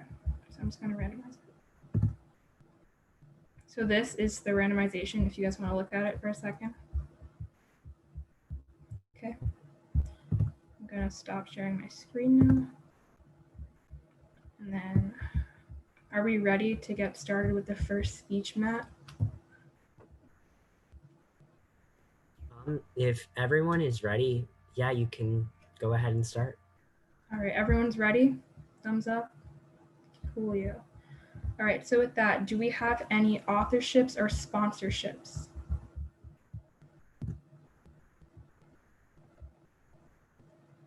Any first affirmatives? Representative Kaiser. Hi, everyone. For the second time today, that's Representative Kaiser, spelled K-A-I-S-E-R. Once again, K-A-I-S-E-R. And if everyone's ready, I'm just going to go ahead and begin. P.O., are you ready? Judges all ready? Okay. Oh, sorry. Is it okay if I time myself as well? Okay. Let me just pull that up. Okay. All right. According to the Washington Post in 2014, only 30% of Americans can identify the Philippines on a map. But according to Xi Jinping just last week, soon nobody will. It's obvious to see that the Chinese expansionism that we see in the status quo is starting to become a problem. But I'm a man of numbers, so let's talk numbers, because the reasons why you passed today's legislation are as simple as 1, 2, 3. First, let's understand the problem that we are faced with in today's legislation. The Chinese expansionism has led to not only threaten the safety of our allies in the South China Sea, but also our US interests in the region.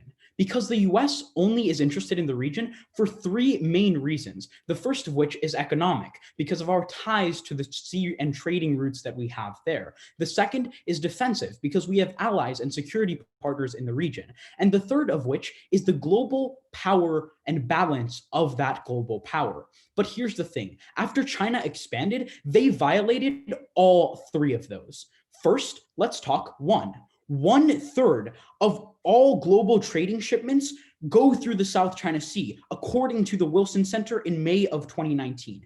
That would equate to about $3.4 trillion, which is 40% of China's total trade and 6% of our total trade. When we lose control of that region, we lose control of that trade, and it is our constituents that never receive the money that we promise them. It is our constituents that are left in the dust, because no longer is that trade going to benefit the US, it is all going to benefit China.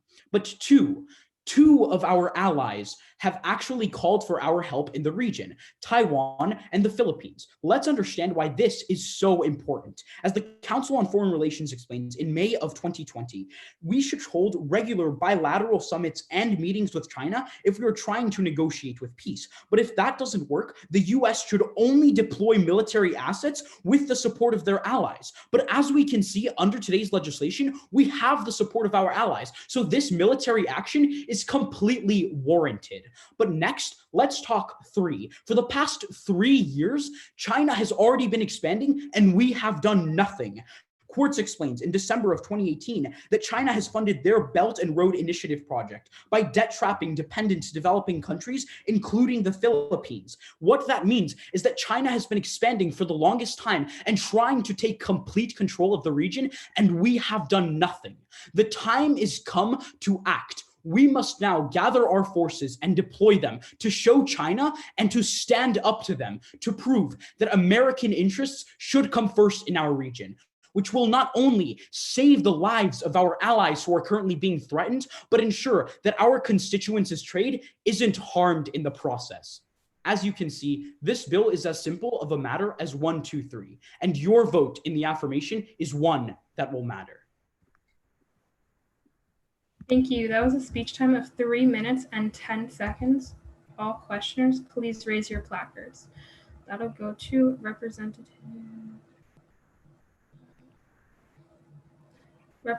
Barrett. Thank you. Hi, Representative. So when we put our forces in the South China Sea, is that going to increase or decrease our tensions with China? It's definitely going to increase tensions. Okay, so why can't we? In the short term. In the long term, we're going to work to actually mitigate the situation, not only by applying pressure, but also by having these talks. Okay, so why can't we just impose the diplomatic talks without also increasing tensions if your long-term goal is to have diplomacy? Because China has advanced militarily, and it is warranted for us to advance back. Thank you, Representative Raffanengo. China put a bunch of boats in our, let's say New York Harbor. How would the U.S. react? Probably very scared. No, they wouldn't act very scared. They would act with aggression because, they're in their international waters. China sees this as their own waters. Thus, how will they react? I think that as a world power, it's the U.S.'s responsibility to mitigate conflict where we see it. Yeah, with diplomatic talks, not with military engagements. No, when you pass today's legislation, we initiate talks as well, which keeps us from Thank you, Senator Chibnik. Hi, Representative. Great speech. I just have a quick question for you. How many and which of our allies are willing to support us in this conflict? Well, so far 2, which is enough to take warranted military action, but we don't know yet because we haven't officially done it. So we can definitely vie for support for some other allies. Okay, if we only have support of 2 smaller allies in that region right now, if we were to have conflict with China, who are we going to have to support us? Because China is growing continuously powerful. India would also support us since they've been at odds with China. Thank you, so Senator Resnick. Smaller allies and a major one. Senator Resnick. What message is China trying to send to the U.S. by drilling into the sea? That they want to expand. Okay, absolutely. So the whole point of them drilling into the sea is that they're expanding, that they're going against environmental concerns. So what message does it send for America to then send naval ships into that area as well? It sends the message that not only are we concerned with our environment, but also that we are concerned with Chinese expansionism, and we won't let it happen without standing up for them. We're sending naval ships into an area that's being torn apart. Thank you. The questioning time has elapsed. Seeing if that was a speech in the affirmation, all negation speakers, please raise your placard. That'll go to Senator Raffanengo. I think the chair. For my judges, once again, that's Senator Raffanengo speaking, hopefully the last time today. And I'm assuming if my PO is ready, I'll just begin. And I'm going to time myself if that's okay with the PO. Okay, cool.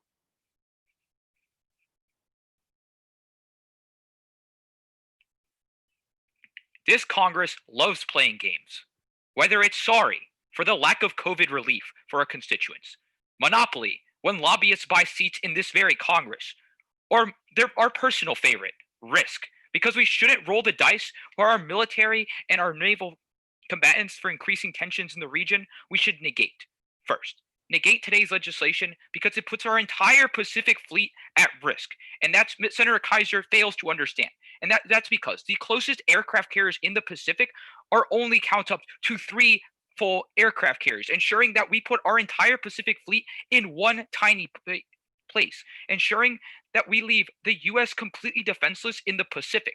The National Interest tells us in just a couple weeks ago that U.S. aircraft carriers operate in groups with a bevy of warships protecting them. But not only that, the Wall Street Journal tells us that these aircraft carriers won't go in groups in areas near not mines or any other dangers. The problem with that is that the South China Sea, after this, we ensure that the entire South China Sea will be riddled with mines and other defenses, ensuring that the US cannot retaliate. As the Scientific America tells us, that if the US was ever to get in a naval conflict in the South China Sea, the Chinese would fill up the entire South China Sea with landmines and other defenses, ensuring that the Chinese can't break in and have any sort of conflict in the actual South China Sea. So pass, and we put our entire Pacific fleet at risk and into a game of battleship.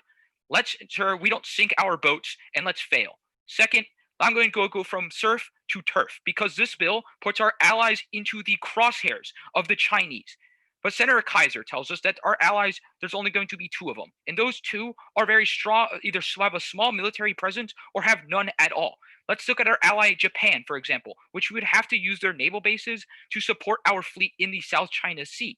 But that will ensure that we will see Chinese aggression from the Chinese. As Newsweek tells us just 2 days ago, that the Japanese defense minister has already been issued threats by the Chinese government about military aggressive in the Sakhalin Islands, ensuring that with this passage of this bill, we will only see them use military force to take over these regions in Japan and include higher aggression. And the foreign policy finally tells us that U.S. aggression in the South China Sea would make U.S. allies harbor the U.S. naval fleet, ensuring that the aggressive Chinese would keep pushing on their lands and ensuring that we are putting our allies at risk. Let's not put any of our allies in danger by passing this legislation, and I am 100% in support of diplomatic talks. Let's talk diplomatically and not put our allies into checkmate with the Chinese government. At the end of the day, our relations with China are a giant game of Jenga. Let's not pull the base piece and cripple our entire relations with the Chinese, and let's solve this using diplomacy and not weapons, and let's fail. Thank you. That was a speech time of 3 minutes and 3 seconds. All questioners, please raise your placard. That'll go to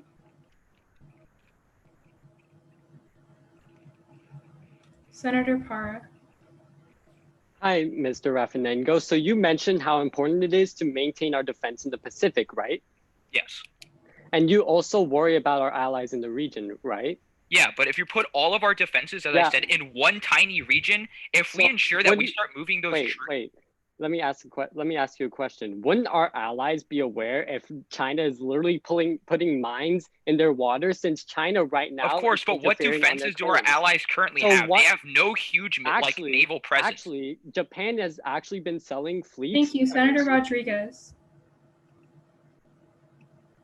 Hi, so have we ever tried diplomacy with China in regards to the South China Sea?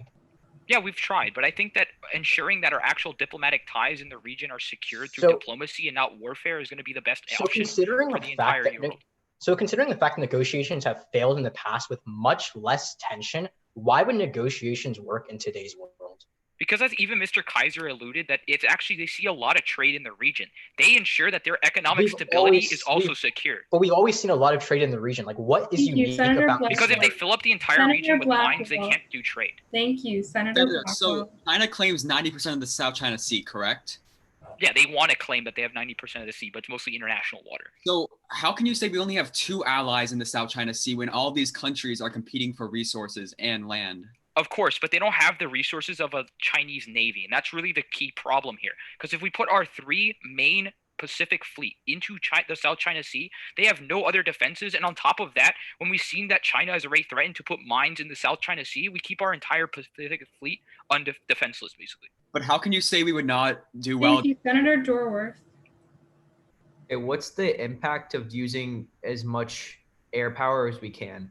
Like you said that we would be using all of our air force carriers. Yeah, basically what I'm telling you is that we're putting all 3 of those aircraft carriers in a really small, compact area full of mines. I don't think that's like a really good recipe for disaster. The South China Sea is a small, compact area? Well, it's a small, compact area for aircraft carriers because they're massive groups of ships. Because they're not just one aircraft carrier, it comes in an entire fleet to ensure that they're all protected. How is it small and compact if China has a number of them there? Of course, but I'm telling you. Thank you. The questioning time has elapsed. Once again, just like your last session, I just want to remind everyone, please don't abuse the grace period. If I say next questioner, it means next questioner. Seeing as that was a speech in the negation, all affirmation speakers, please raise your placard. That'll go to Senator Parra. Thank you. Give me any indication once you guys are ready. Once again, it's Parra, spelled P-A-R-R-A. Perfect. Perfect. I'm assuming my two judges who don't have their, okay, perfect. All right.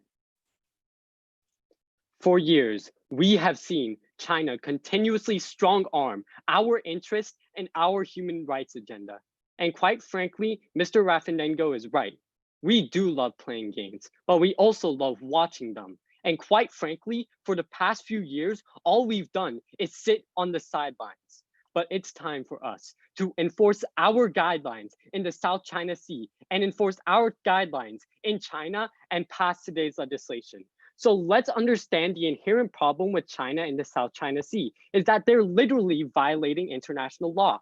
Pass today's legislation and you uphold international law, and that's by enforcing UNCLOS. Let's understand what UNCLOS is. UNCLOS is the law that moderates what claims a country has over the sea and limits it for every individual country. The issue is China is literally overlooking the claims of other countries in the South China Sea. In fact, the Center of Foreign Relations explains on August 6th of 2020, they state that the Philippines has charged China for infringing on their claims, and the UN has ruled against China every single time. But let's look at Mr. Raffinengo's claim on how the South China Sea, if we get involved in the South China Sea, that it'll leave us defenseless. But that's ultimately untrue. The same article explains that Japan has sold military ships and weapons to the Philippines and Vietnam. We aren't completely defenseless in the South China Sea, and we have the means to diplomatically end China's reign over the South China Sea. In World War I, we have united as a front against Germany and done the same in World War II. It's the 21st century. Let's show the world we could unite on a diplomatic front as well as militarily. But next, let's understand another major player that hasn't been brought up, Taiwan. Pass today's legislation and you uphold Taiwanese sovereignty, and that's by protecting trade with the military that we deploy. Right now, the national interest explains that 40% of Taiwan's exports go to China because China has direct control over Taiwan's exports. But we can limit that control when we deploy our military power into the South China Sea. In fact, let's look at what leverage we have over Taiwan right now. The US Trade Representative explains that Taiwanese imports to the United States equate to $54 billion. Let's increase that number. Let's create more jobs and more economic power in Taiwan so they have a chance to fight back against their oppressive Chinese regime. Let's be the spark and ignite some change in Taiwanese people's lives instead of continuously allow them to be oppressed. Let's ensure that we start playing the game and enforce our guidelines and our rule book and pass.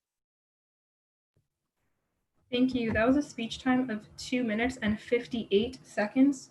All questioners, please raise your placard. That'll go to Senator Carrillo. Thank you.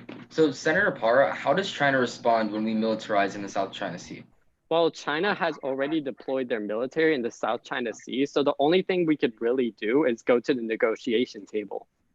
Right, but what happens if before doing that, we deploy more ships towards the region? I mean, obviously there's going to be conflict, but there's also going to be resolution to that conflict. Diplomatic talks if we're already threatening I mean, with military intervention? I literally cited international law that could stop this conflict. Thank you, When has China ever abided by that? Senator Zimmerman. Hey, so is the United States a part of the UNCLOS? Yes. Actually, we're not. We're one of the only biggest nations not to be a part of the UNCLOS. I mean, even if we're not, it's still like a very big international law. But why, if we're not even a part of that organization, why should we act as the UNCLOS's police and engage in their... We are the police of the world, so why wouldn't we? But we're not the police of the UNCLOS. So if they break UNCLOS laws, no, we are the not police. We're literally on the UN Security Council, so we have an incentive to intervene. Thank you. But they're not breaking UN laws. The questioning time has elapsed. Thank you. Seeing if that was a speech in the affirmation, all negation speakers, please raise your placard. That'll go to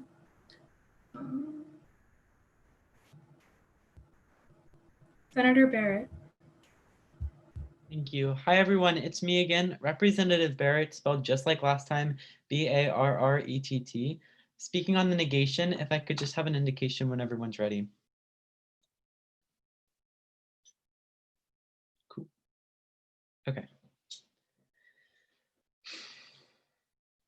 Just like Mr. Raffanego, I love playing games. In fact, my favorite Cards Against Humanity card configuration is the one that says, "What is war good for?" And while I completely agree that ensuring our queen, Charlie D'Amelio, has a platform to showcase her amazing dance moves is a perfectly justified reason for sparking international warfare, I only hold that stance when we have a chance of actually defending ourselves and our American people. So first, understand that when we occupy and increase tensions within the South China Sea, we will inevitably lose that conflict that we create. Mr. Raffanego talks about how we increase tensions, and I completely agree. Multiple states conflict with conflicting interests, occupying a single region with their military will inevitably increase tensions. But that's a problem because when we increase conflicts, we inevitably have a disadvantage. Look to the New York Times when they tell us in March of 2020 that the US government is currently not designed to act with the speed and agility necessary to defend the country in cyberspace. But that is extremely important because the Washington Post in June of 2019 reports that the Chinese government hackers have compromised the computers of a Navy contractor, stealing massive amounts of highly sensitive data related to undersea warfare and conflict, including secret plans to develop a supersonic anti-ship missile for one of the US submarines by 2020. Realize that China literally has the capability to hack our Navy, the same Navy that we're putting in Chinese waters. We are inherently at a disadvantage when we put our Navy, our American troops, in a place where they're not even capable of defending themselves from cyber warfare. We can't do that to our troops because we will inevitably lose that conflict given that strategic advantage. But this strategic advantage is only further perpetuated by China. Because look to Forbes when they tell you just 4 days ago that China has been building a series of surveillance platforms spanning across parts of the South China Sea. These platforms are used to track ships, planes, and submarines traveling under the South China Sea. Realize that not only do they have the capability to hack us and learn about our intelligence, but they also already are occupying the South China Sea in a way that enables them to obtain even more intelligence.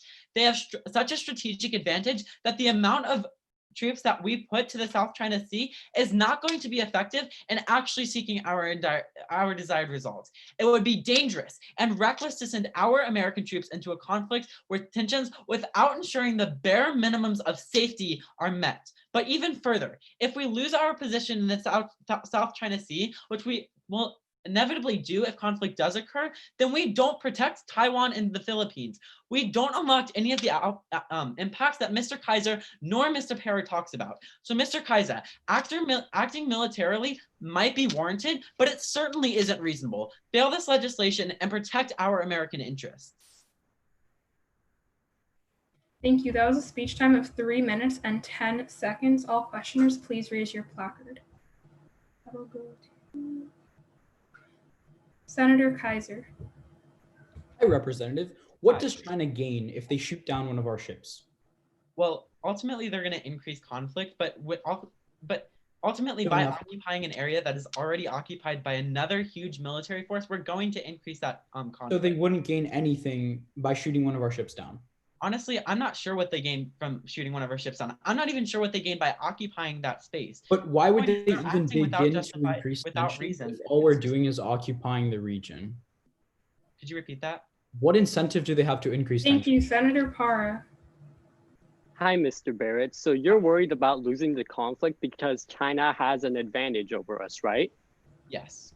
So what happens when we start teaming up with Japanese and Filipino Navy powers?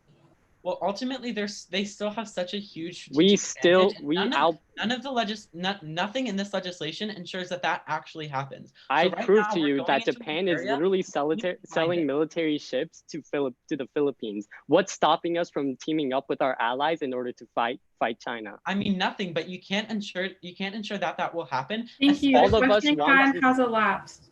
Thank you. Seeing as that was a speech in the negation, all affirmative speakers, please raise your placard. Once again, all affirmative speakers, please raise your placard. Seeing none, all negation speakers, please raise your placard. That'll go to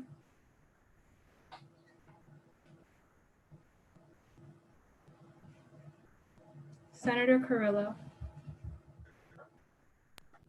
Thank you. For the judges, again, that's Carrillo, Carrillo. Thumbs up when you guys are ready. Love to start.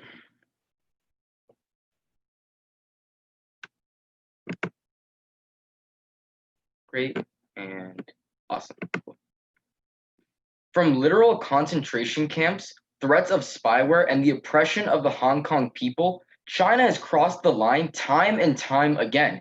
And today they've committed yet another unforgivable atrocity. But unless we want to fuel the flames of Chinese aggression, not even in just the South China Sea, but across their entire continent, then we must fail. Because understand that if we pass today's legislation, it's only going to lead to more militarization in the South China Sea. And that's explained by the South China Morning Post in 2019, which tells us that between 2003 and 2016, Indonesia increased their Coast Guard fleet and deployed 25 more vessels, while Malaysia added 105 new boats in response to Chinese aggression in the region. But foreign policy in 2019 tells us what happened next. Quote, in retaliation, China went on to construct more than 3,200 acres worth of artificial islands, granting them thousands of more nautical miles of control over the region. So if we deploy more vessels into the South China Sea, we're inevitably going to see China do exactly what they have been doing in the South China Sea for years, and that's to even further rapidize expansions. So unless we want the situation to further escalate and put our allies in the region at risk, there's no grounds for passing today's legislation. Because unless you want a more aggressive China in the region, then our only option is to fail. But that's only what happened when other smaller countries retaliated. Let's look to what happened when we did, and that's China got even more aggressive in the region, which is what today's legislation is going to do. Because as explained by The Hill in 2019, when we sailed 2 ships through the South China Sea, China warned against such provocative actions, implying that any more interventions and they would ramp up even more expansions. So if we really cared about our allies in the region, we absolutely cannot afford to mobilize in the sea and stir up China even more. Senator Para, how are we to expect China to calmly adhere to international law and diplomatic discussions with us when we are the ones that agitated and will continue to agitate the situation with today's legislation? So before we see yet another atrocity committed by China, we must band together as a Congress today and fail. Thank you. That was a speech time of 2 minutes and 31 seconds. All questioners, please raise your placard. I'll go to Senator Rodriguez. Hi, so simple question. Why would China ever attack the United States? I'm not saying they would necessarily attack the United States, but if we really want to prioritize our allies in the South China Sea, then if we're only stirring up the situation more. Just so if China doesn't attack us, but we're putting military in the South China Sea, what exactly happens then? What happens is that they don't come after us necessarily. They go after our allies in the South China Sea, So which they they've just already been doing for years. So they just kind of sit there and let our like ships just swim around. Nothing happens. Well, other senators alluded to them potentially Thank shooting you, our Senator ships down. Barrett. Thank you. Is China a reasonable government? Not at all. So we don't know what they're going to do when we occupy the South China Sea, do we? No, but if they do what they have been doing after the exact same actions have been taken by us, then we can only assume they're going to keep expanding and keep militarizing. So it's not only possible that they would induce conflict, it's also reasonable, isn't it? Yes. Okay, thank you. Thank you. The questioning time has elapsed. Seeing as that was a speech in the negation, all affirmative speakers, please raise your placard. Once again, all affirmative speakers, please raise your placard. Seeing none, all negation speakers, please raise your placard. That'll go to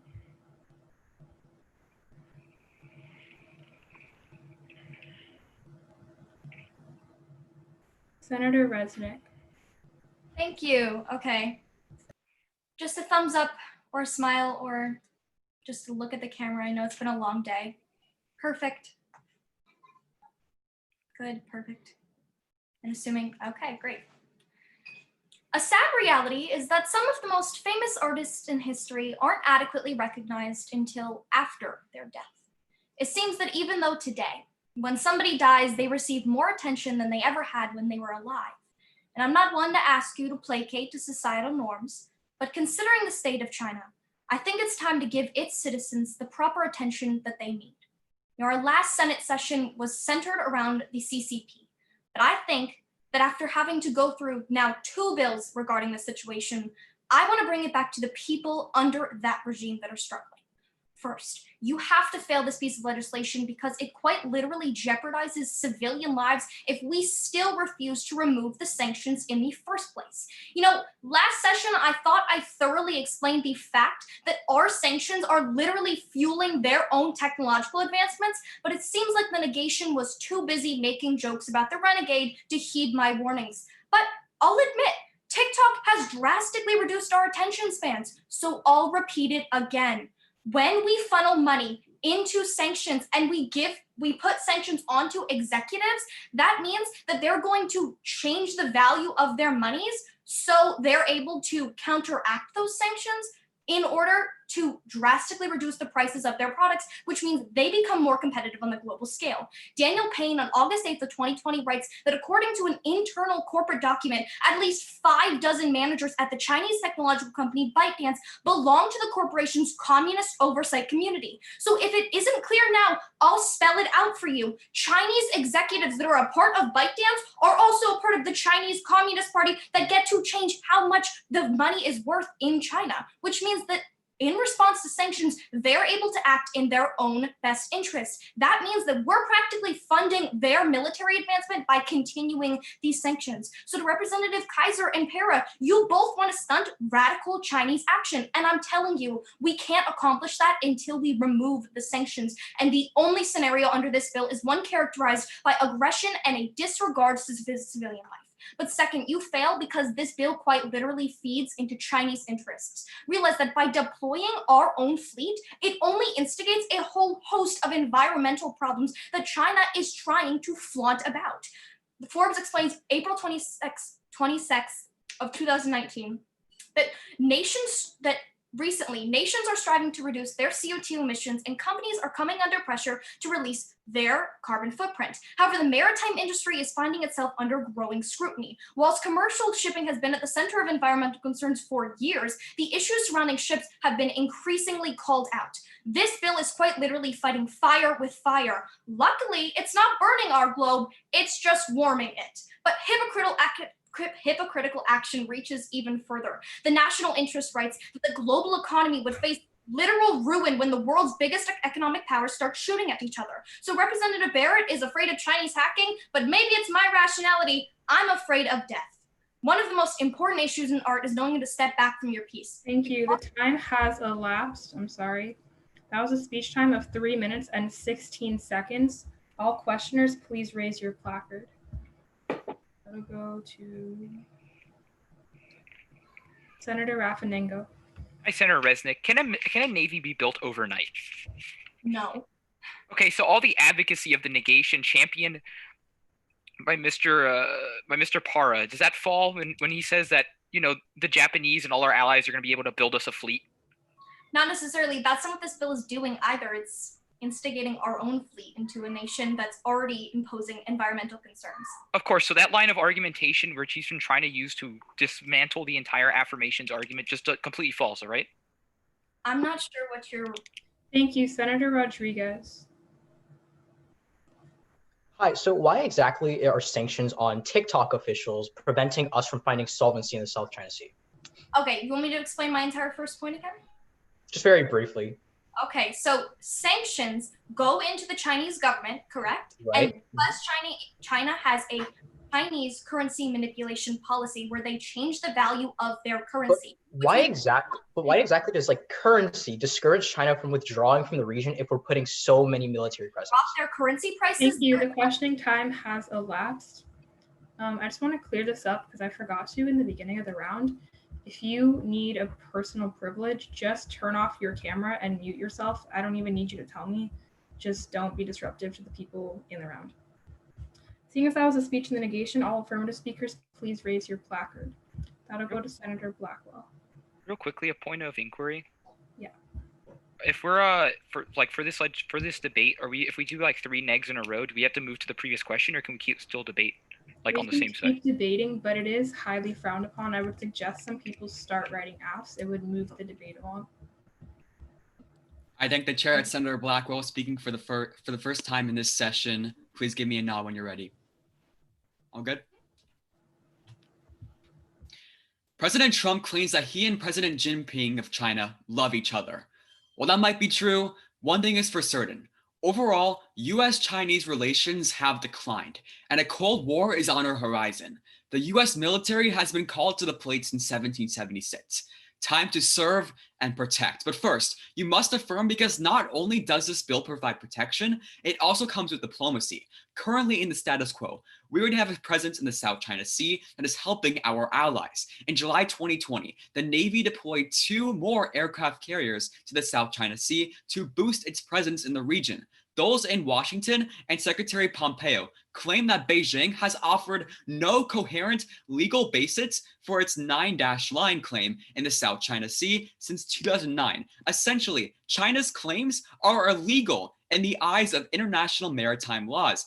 They cannot legally claim these areas as their own. So who is stopping the US from coming into these areas and patrolling it? Not to mention, the protection of our allies in Southeast Asia is very important for this Congress to consider, because Senator Raffanego said in his speech that the US only has 2 allies, but actually we have at least 5 in the region. Countries like Taiwan, Malaysia, and the Philippines are at a loss over these Chinese claims, and they're going to step in to help us as well. The Diplomat tells us in 2018 that one way these countries like Vietnam can benefit from the US stepping in through freedom of navigation operations conducted by major players in the region, making it so these waters are free and open to countries and not owned by China for natural resources and other things. Senator Barrett brings up the point that the Chinese naval fleet is too powerful, and despite having more naval ships, the US alone still overpowers, as the Brookings Institute tells us in 2018 that the Navy still has a combined tonnage of Navy ships of at least twice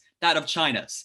Senator Carrillo gets this wrong when he says that diplomacy will not work with the presence in the sea. Not once in the bill does it mention that the US would attack China. It's just for protection purposes. But second, let's talk about why diplomatic talks with Xi Jinping are so important. In fact, the US and China are already in talks. As Politico tells us, a $200 billion trade deal is at stake, which Trump wants to use to boost the fortunes of US farmers, energy companies, and other exporters. The South China Morning Post tells us that China in July 2020 vowed to retaliate after it was ordered by the US to close its consulate in Houston.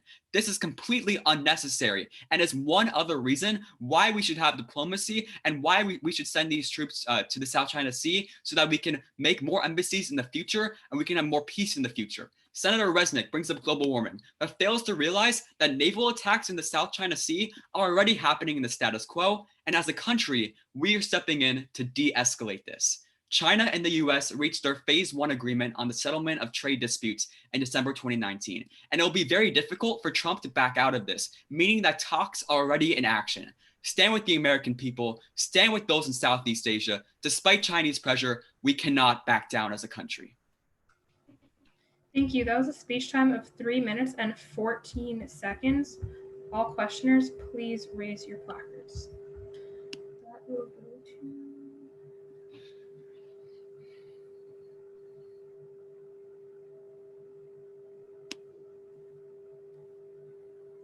Senator Dorworth.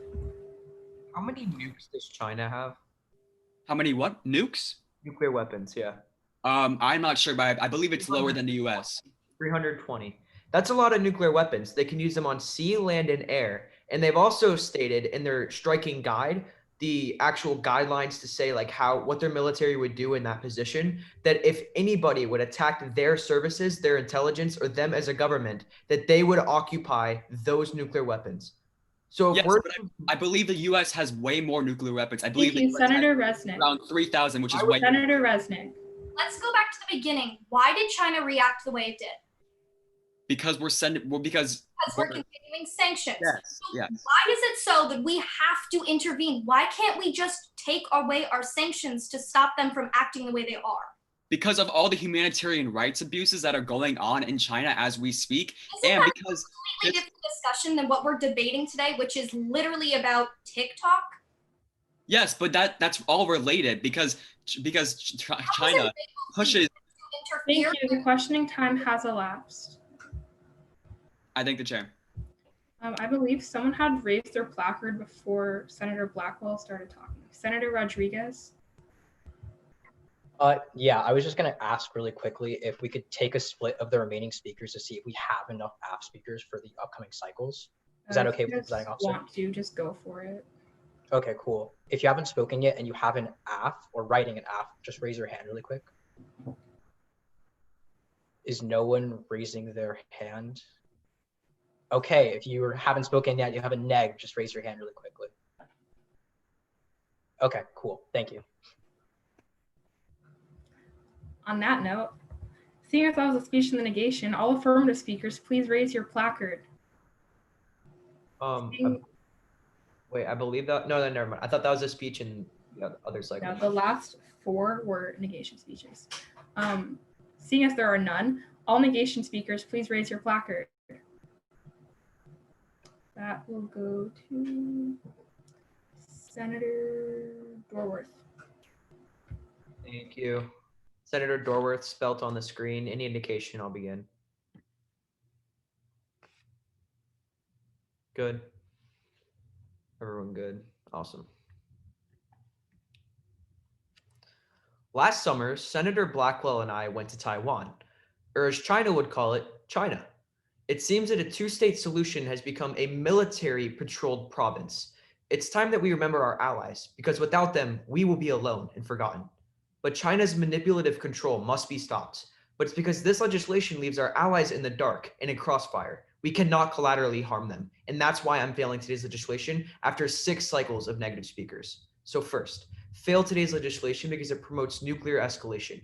And that's because it forces China to ramp up its aggression. So far, every single speaker has tried vouching for China and guaranteeing whether they will negotiate or not. But I want to clearly elucidate why the next step after passage is devastation, not negotiation or not just another level of arms carriers, but actual nuclear escalation. Arms Control Center in April 2nd, 2020 says that China has 320 nuclear warheads that can be delivered by land, air, or sea. Representative Kaiser and Para tell you that China will come to the negotiation table, but they are more likely to ramp up aggression than bring it all the way down, especially when the substitute for drowning them with airstrikes is crippling their economy. But China is willing to utilize these airheads, and I'm not just speculating that, because a diplomat in April of 2020 says that towards the end of the 405-page text on the operations of China's strategic rocket forces in a chapter entitled Second Artillery Deterrence Operations, the authors explain what China's nuclear forces train to do if a strong military power possessing nuclear armed missiles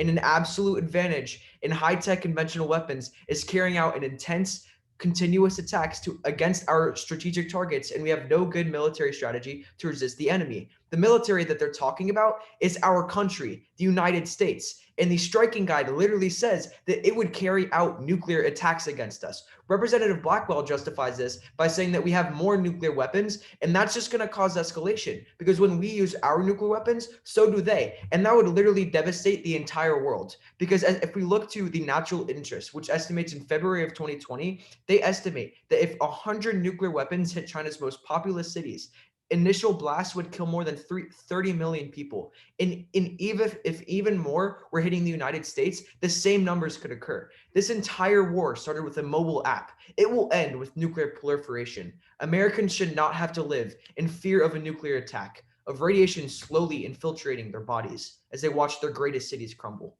Fail today's legislation. Thank you. That was a speech time of 2 minutes and 37 seconds. All questioners, please raise your placard. That will go to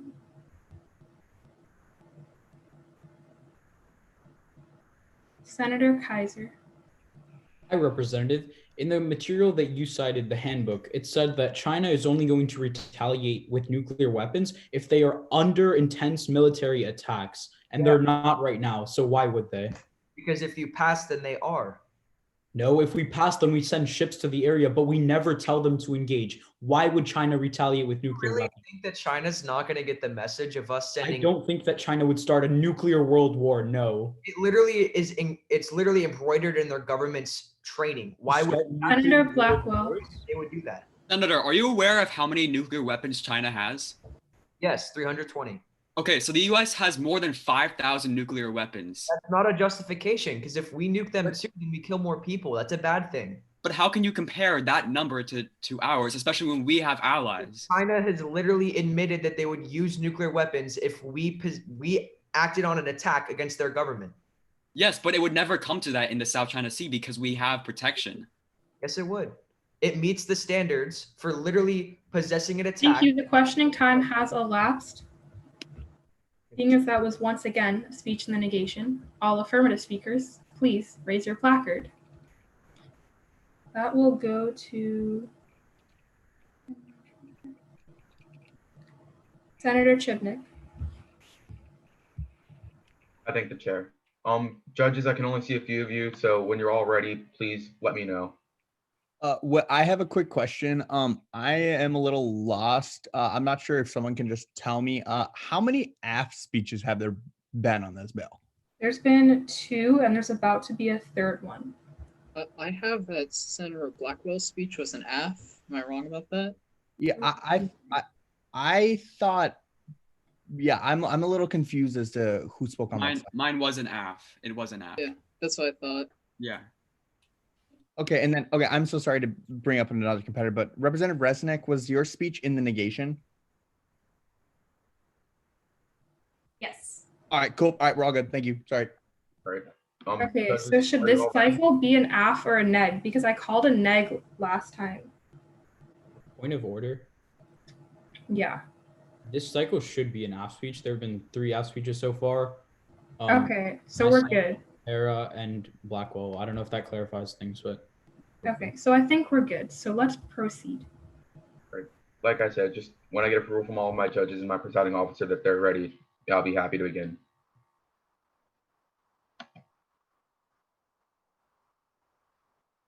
Everybody good? Mr. Nicholson, are you ready? Cool. As children, many of us would split a deck of cards and play the game of war. Unfortunately, it seems like the negation continues to go to the mindset that war is inevitable. But the reality of today's legislation, although it may seem like it's going to incite war, will actually prevent one from happening. And that is why I'm so proud to affirm today's legislation. But you're going to first affirm today's legislation to de-escalate the tensions in the region. We have to understand right now that we have allies that will help us. And like Representative Parra had alluded to in his speech and during his lines of questioning, he talked about UNCLOS, or the United Nations Law of the Sea Treaty. Right now, because our 2 allies, the Philippines and Taiwan, are either both members of or are trying to be members of this treaty, we can use their support in our diplomatic talks, which will allow us to have more leverage over China. Because if we can come together as a single, cohesive unit with our allies and represent ourselves in the region, we have the opportunity to ensure that diplomatic talks will be successful. Although in the short term, there will be minor tensions that will have to force China to the talking table in the first place. In the long term, we're not going to see a war, and we're going to ensure that we have the peace talks that we need. But for this, we need to look to the diplomat right now when they inform us that it was in 1982 when UNCLOS was first created that the Philippines had joined. And then the United Nations confirms to us that not long after, in 1996, China had also joined that treaty. And because China had joined that treaty, and we have other nations in that area that are a part of that treaty, even if we ourselves are directly not in the treaty, we have the ability to go through them to help with the diplomatic peace process. There is no reason to believe that a war will be incited when we have the allies and international law on our side to ensure that we can de-escalate our tensions. The goal of the negation should not be to prove that a warfare is going to happen. The entire goal should be how we can stand up as citizens and come together to ensure that it will never happen. Because if a war between China and the United States happened, I agree that it would be absolutely devastating, not just for both our citizens and the citizens of China, but for the citizens of the world. We have the opportunity through this legislation to save lives. I understand that the entire negation, whether it be representatives such as Representative Krillo, Rafinengo, or other representatives trying to prove that a war will occur and that the United States will be defenseless in the region, that is not true in its entirety. We have a really strong Navy and other forces that are going to allow us to be safe in the region. And because we have our forces in conjunction with other forces and international law on our side, if China tried to start any war, the entire international community would start going against them because they would be the ones that showed, because they would understand and recognize that China was taking the first shot, not us. But next, we have to affirm today's legislation because in the long term, it's going to allow us to maintain soft power in the region economically. We have to understand right now that we have a lot of influence in the region, whether it be through our drilling or our mining operations. And because we have that influence, we can use it as soft power to ensure that we can attack China and get them to talk the table diplomatically. We have to affirm today's legislation to ensure that we can have peaceful talks. Thank you. That was a speech time of 3 minutes and 14 seconds. All questioners, please raise your placard. That will go to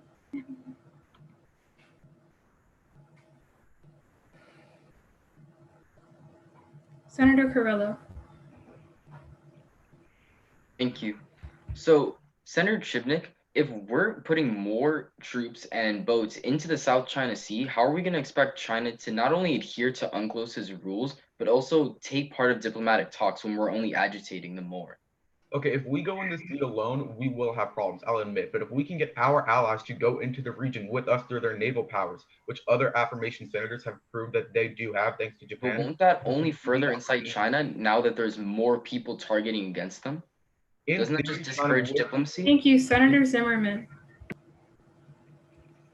Hey, so you talk about the U.S. having a strong Navy, right? Yeah, I do. Yeah, so will the presence of them in the South China Sea, won't that create a security dilemma between the United States and China? Yes, but it's that exact security dilemma that's going to lead to diplomatic talks. No nation wants to incite a war. A security dilemma increases tensions and increases military between the two forces. Are you familiar with what a security dilemma does? Speaking table, which is exactly what we need to do with our diplomatic talks. It's not going to accomplish that. Okay, but you can't prove that. Thank you. The questioning time I will in my has speech. elapsed. Thank you. The questioning time has elapsed. Seeing as that was a speech in the affirmation, all negation speakers, please raise your placard. That'll go to Senator Zimmerman unopposed. Thank the chair. It's Senator Zimmerman speaking for the second time on negation, spelled Zimmerman. I'm going to pin the PO real quick. Is the audio good for everybody? I think you're good. All right, thank you. And let's begin. With U.S. hegemony the highest it has ever been, we act as the older brother to so many smaller nations, including Taiwan and the Philippines. We've gone to a point where our little siblings need to grow up. If they call their older brothers to beat up the kids their age, those kids will go again and call their older brothers to fight back. Fail to avoid a security dilemma between two global superpowers. So far, this debate has split into a few main clashes. One of the biggest is about protecting our allies in the South China Sea.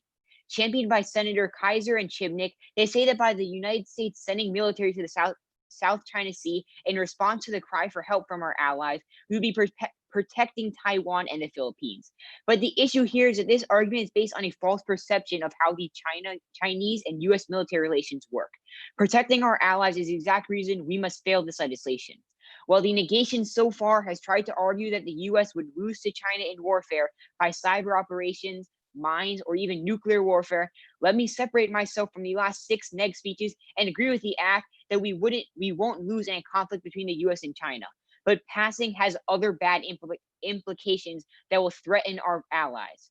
Under Section 1 of this bill, we would be sending a Navy fleet to the South China Sea, which consists of 15 submarines and 3 aircraft carriers. While this does seem like the way to defend our allies from China, there's a key thing that this Navy fleet doesn't do: explain our intentions. When it comes to most military weapons, the issue that they face is that they are both defensive and offensive. What this does is it prevents China from knowing whether this is the United States defending its allies or engaging in threats on China. I don't know about the rest of you, but this is starting to sound like a security dilemma, Senator Chibnik. For those who aren't familiar, a security dilemma is a term used in international relations in which countries who don't know the difference between defensive and offensive military weapons will always see them as a threat. And in response to this, they will then bolster their own military presence in that area. The real world showing of this is simple. When we send 3 aircraft carriers and 15 submarines, China doesn't know whether those are defensive or offensive.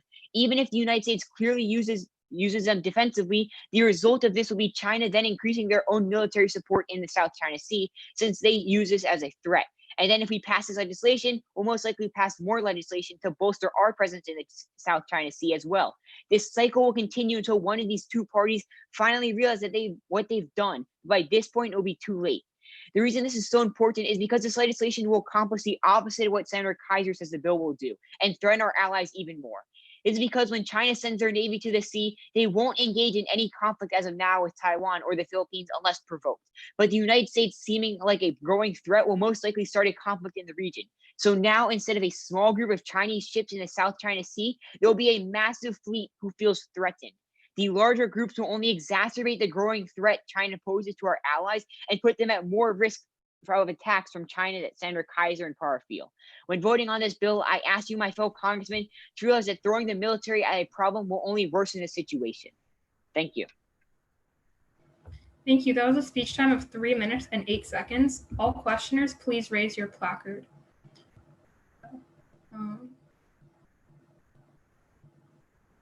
Senator Chibnik. Hi, Representative. So let's go off your line of reasoning. If China does respond with more military action, obviously both sides are going to want to talk to each other, correct? Not necessarily, because they both feel a threat, and they're both going to bolster their own defenses before they actually engage in military talks. Okay, but even if they do bolster defenses, which is just going to be trying each nation to show how much force it does have, eventually there will be and that's not good. Talks, right? We're not just going to start. Yeah, but by that point, it's going to be so late that we could start a war, because we're going to have a massive fleet in the area that feels threatened by both parties. Thank you, Senator Parra. Hi, Mr. Zimmerman. So how will a security dilemma occur if we're not instructing anywhere in this bill for our fleets to attack?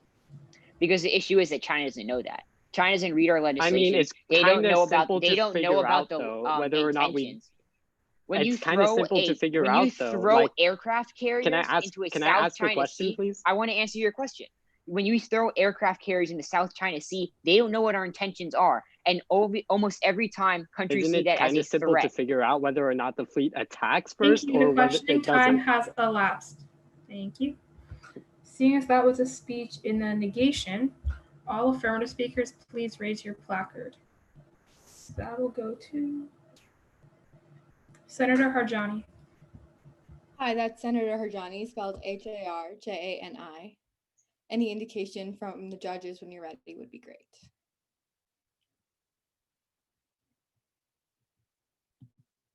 Great.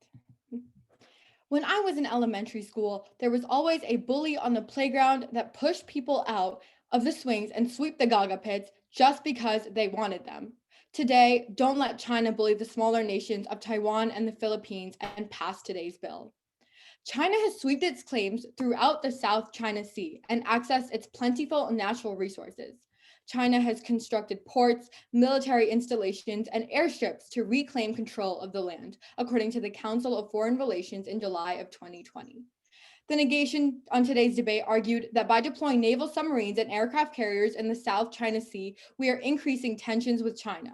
Understand that relations with China are not exactly great right now. In fact, China is violating international laws and looking to increase its power by expanding throughout the South China Sea. They are violating our allies and in the South China Sea, and we are continuing to stand by and do nothing about it. To secure our best defensive interests in protecting our allies, pass today's bill. Next, understand that passing this bill is in our best economic interest as a nation. Representative Para touched on this before, but allow me to elaborate. According to the Diplomat in August of 2017, in 2016, 21% of all global trade transited the South China Sea. By sitting back and allowing China to slowly gain more and more territory, we are allowing them to have complete control of trillions of dollars of trade. By installing our naval ships and submarines in the South China Sea, we have some control in the region instead of sitting back and allowing things to happen like this Congress usually does. Next, let's address one of the main arguments on the negation: nuclear war. Understand that this scenario is an extreme hypothetical. According to the Diplomat in June of 2020, there are several maritime encounters between the two sides every day and thousands every year. Most of them are professional and safe. Only a few have involved some risks. The recent pandemic has made both countries and militaries more sensitive, which to some extent has heightened the tension of the situation. Understand that nuclear war is a long way off. In fact, this bill prevents that from happening. Section 1B stated that we will engage in diplomatic talks with China. This section actively prevents the threat of nuclear war, which the negation continues to bring up in today's debate.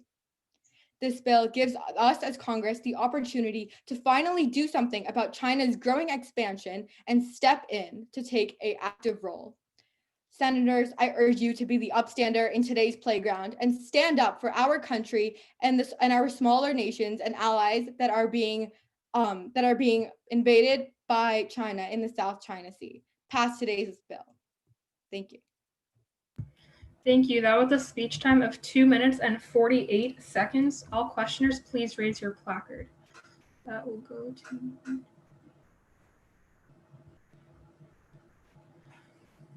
Senator Barrett.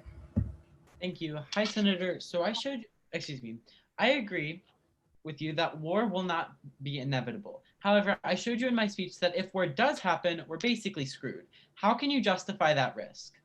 So, Senator, what I mentioned in my speech is that this is an extremely hypothetical situation. It's not really backed up by facts, and we already have several encounters with China on a yearly basis, and nothing has happened. So, how can you assume that something will happen if we pass this? I'm not saying that something will happen, but I'm saying that if it does happen, then we're Thank you, Senator Raffaningo. Thank you, Senator Raffaningo. If China sees our aggression in the South China Sea, how will they react with our trade agreements?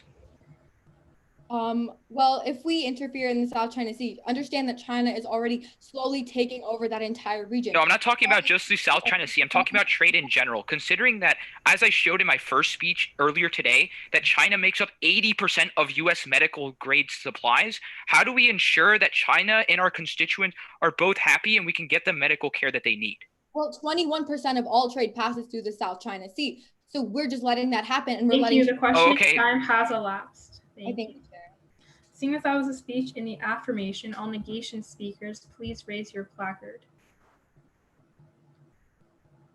What a nice turn of events. Seeing none, all affirmative speakers, please raise your placard. That'll go to Senator Rodriguez unopposed. Well, this is ironic. Hi, everyone. Christian Rodriguez for the final time today, speaking on the AF, unfortunately, whenever you're ready. Awesome. Is there anyone not ready? Great. Then I'll begin as soon as I get out my timer.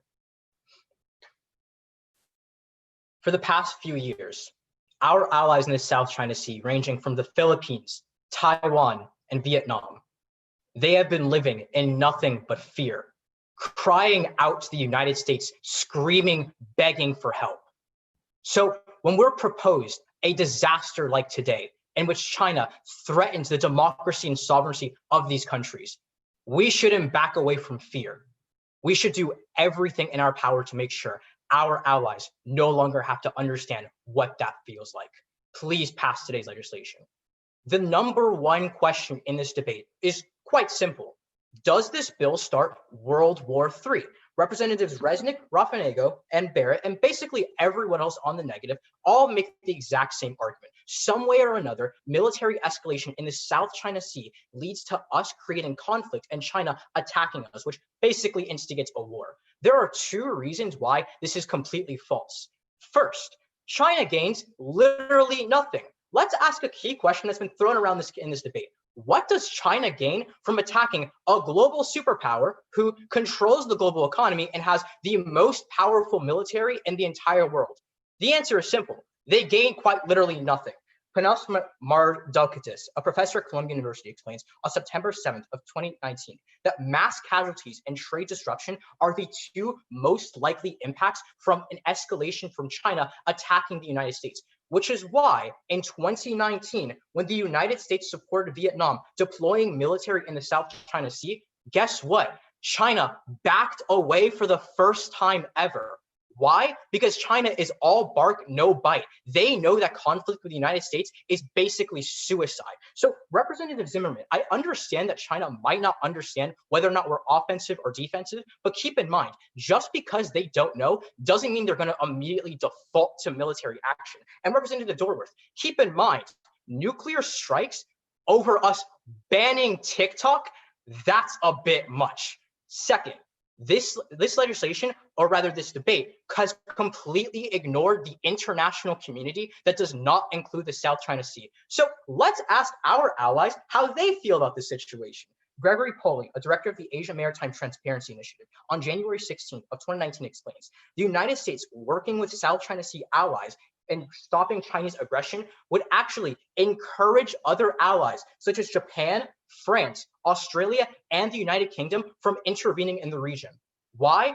Because they've all launched military drills in the past with the key reason to stop Chinese aggression. So Representative Barrett and Shibnick, I understand your concerns about us starting a conflict, but keep in mind, if the world is ganging up on China, China is a lot less likely to attack the world than attack the United States.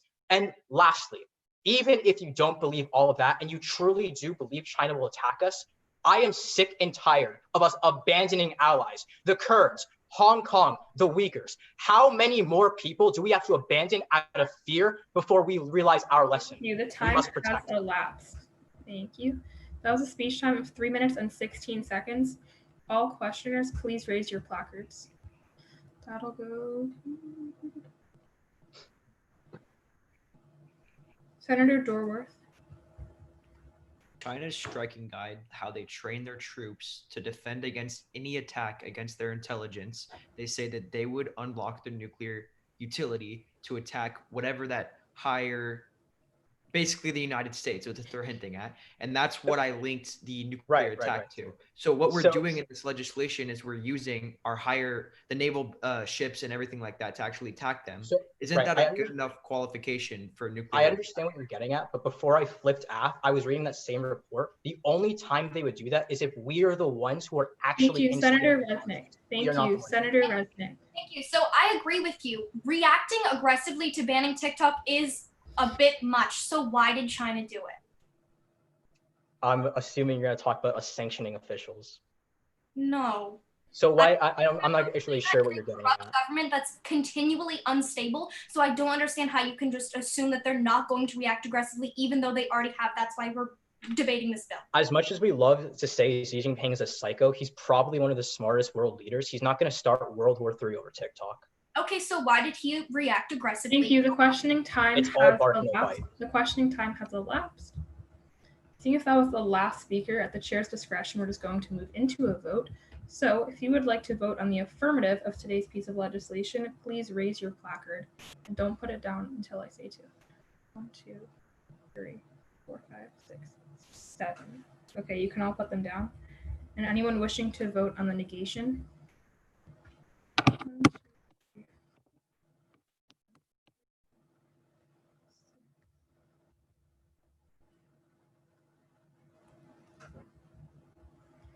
There's only 12 people in this round, and I have 13 votes.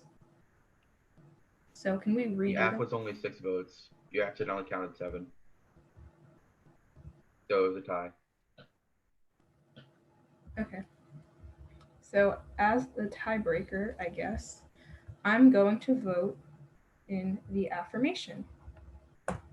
So the Renegade Squad has an update for you all in light of this event. Give me 1 second. Point of inquiry. Yes. Who is the Renegade Squad? Just go with it. Okay. In light of passing today's piece of legislation, 6 months later, this is what is now happening in the world. As tensions with China grow, the Renegade Act has been deemed the worst piece of legislation our Congress has ever implemented in decades. Although Section 1B looked to implement diplomatic talks, Chinese leaders disregarded this olive branch and saw the deployment of troops under Section 1A as a significant breach of Chinese sovereignty and security. As such, those Chinese officials ordered for more Chinese manpower in the region in October. In November, a false rumor that China looked to shoot down 8 American submarines and 2 American aircraft carriers that circulated on, ironically, TikTok, meant that the United States took significant action.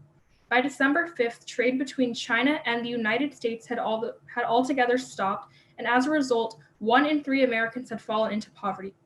On the 1st of 2021, the boiling tensions and economic turmoil between the United States and China led this Congress to officially declare a world war on China.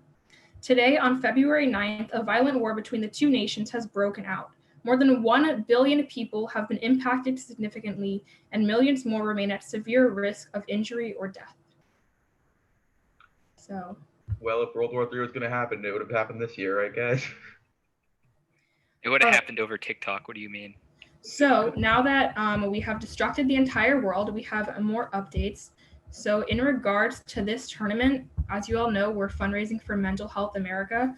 I hope over the last few weeks that we've been posting and we've been sharing information, it's inspired some of you guys to at least look into it and do research on different types of mental health and know what's going on in the world around you.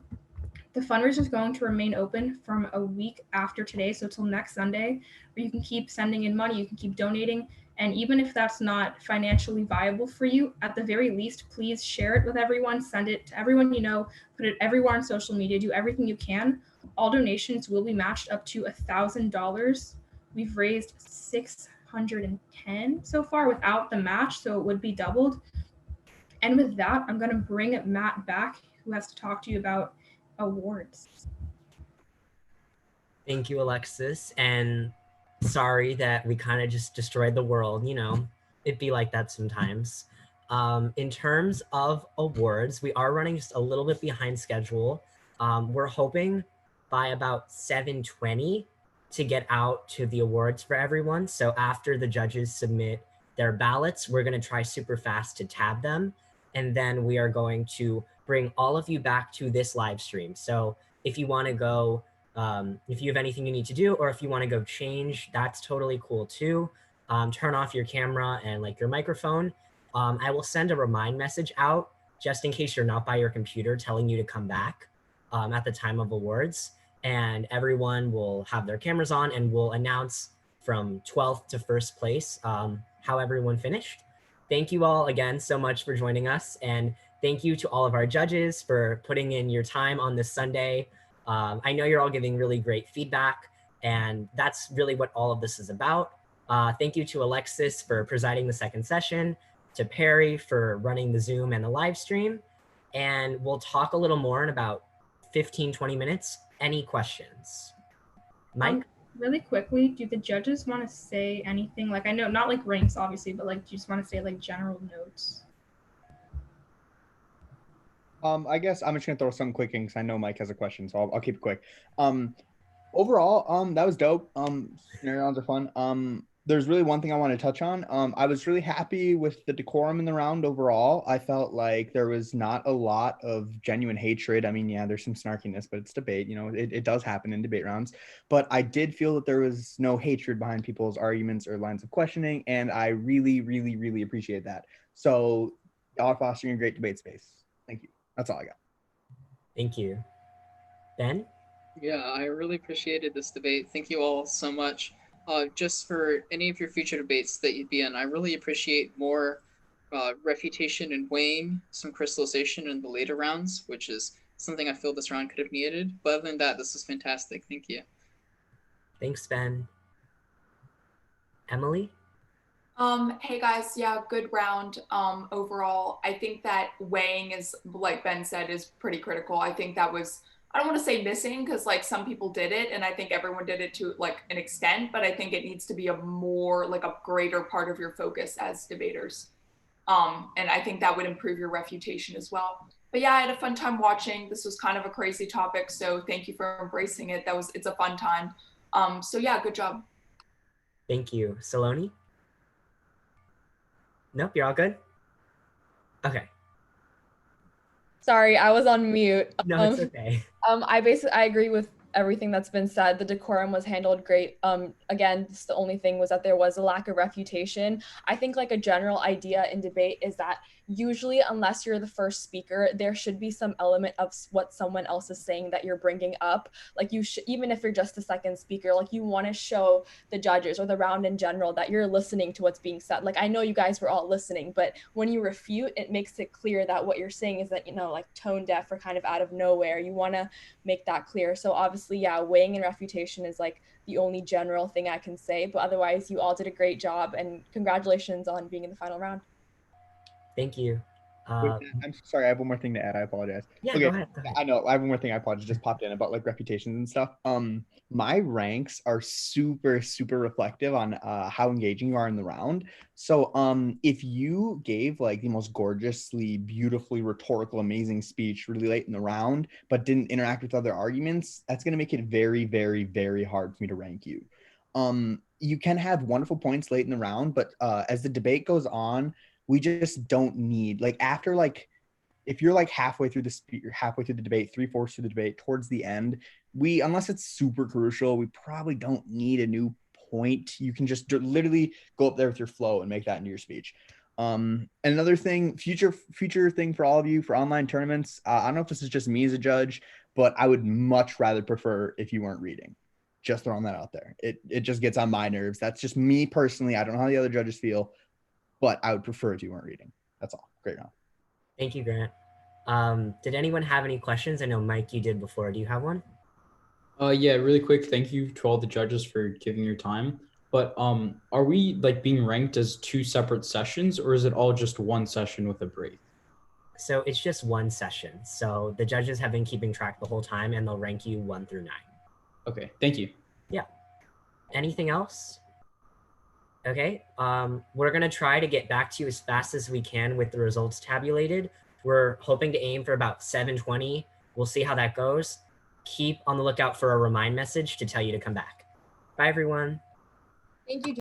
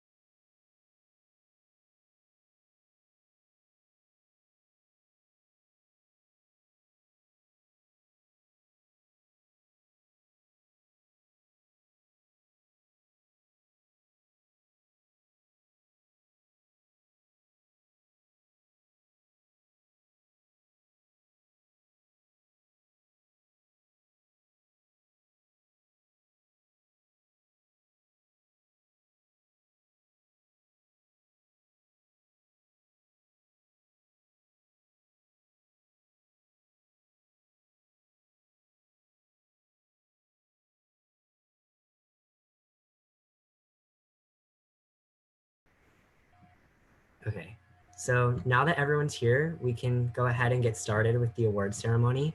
So hi again. You guys saw me recently, but my name is Matt. I'm the Executive Director for Debate4Change. Once again, I want to extend a huge thank you to all of you for competing. You all did a really great job. That was a really cool final round. It was really interesting to watch all of the ideas that, you know, we all came up with like play out and see kind of where you all took them. And so I thought that was really cool. So thank you all for competing. If any of the judges are here or they're watching, thank you for spending your weekend with us. We really appreciate it. Without all of you, none of that would have been possible. And we'll talk about it a little more, but thank you to anyone who has donated or will donate. We greatly appreciate that. And I also want to thank everyone on the Debate4Change team that helped out. So Alexis, Catherine, Perry, Val, Connor, Melody. Thank you to every single one of you. You guys are the best. And I guess with that, I don't want to keep anyone here too much longer. We've been at this for hours now. So I'll turn things over to Catherine. Yeah, not only has this been an amazing tournament, it's been an amazing fundraiser for a super important cause, Mental Health America. Right now, our GoFundMe is at $1,230, and we really encourage all of you guys to donate for Mental Health America if you haven't already. We still have our donor who is matching all donations up to $1,000. So we would really love to keep the donations coming, and we really thank everyone for contributing. And that means that Debate4Change has donated over $6,000 to various super important causes, from Mental Health America to the National Domestic Violence Hotline.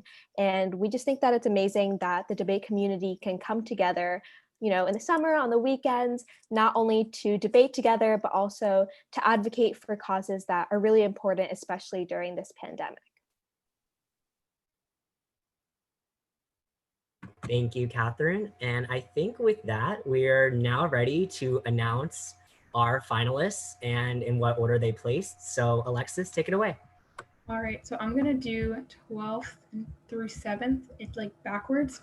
So in 12th place, oh, also, sorry.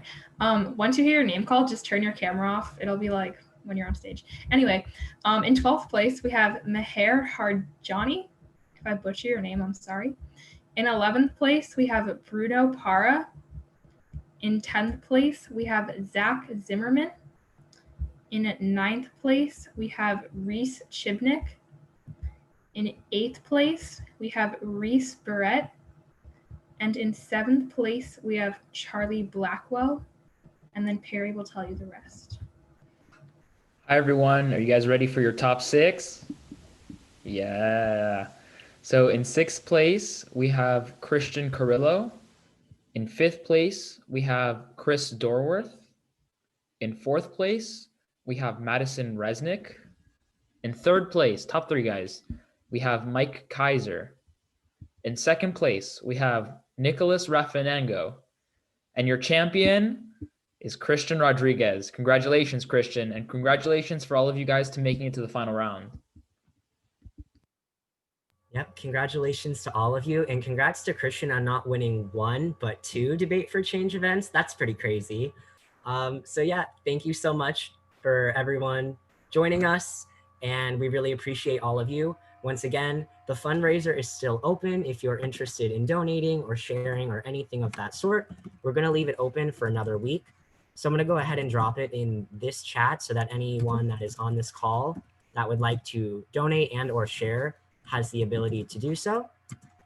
And we will message you on Remind. We're going to start tonight and over the next couple of days compiling all of your ballots so that you'll be able to see not only your ranks, but also the feedback that all of the judges have given you.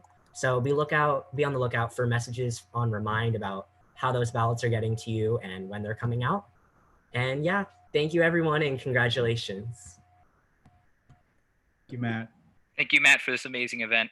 Yeah. And thank you for all the tournament staff for sitting here with us and taking your time out for this. Have a great end of your weekend, guys. Bye. Have a great end of the weekend too, guys. See you guys. Peace out, y'all. Bye. Thank you.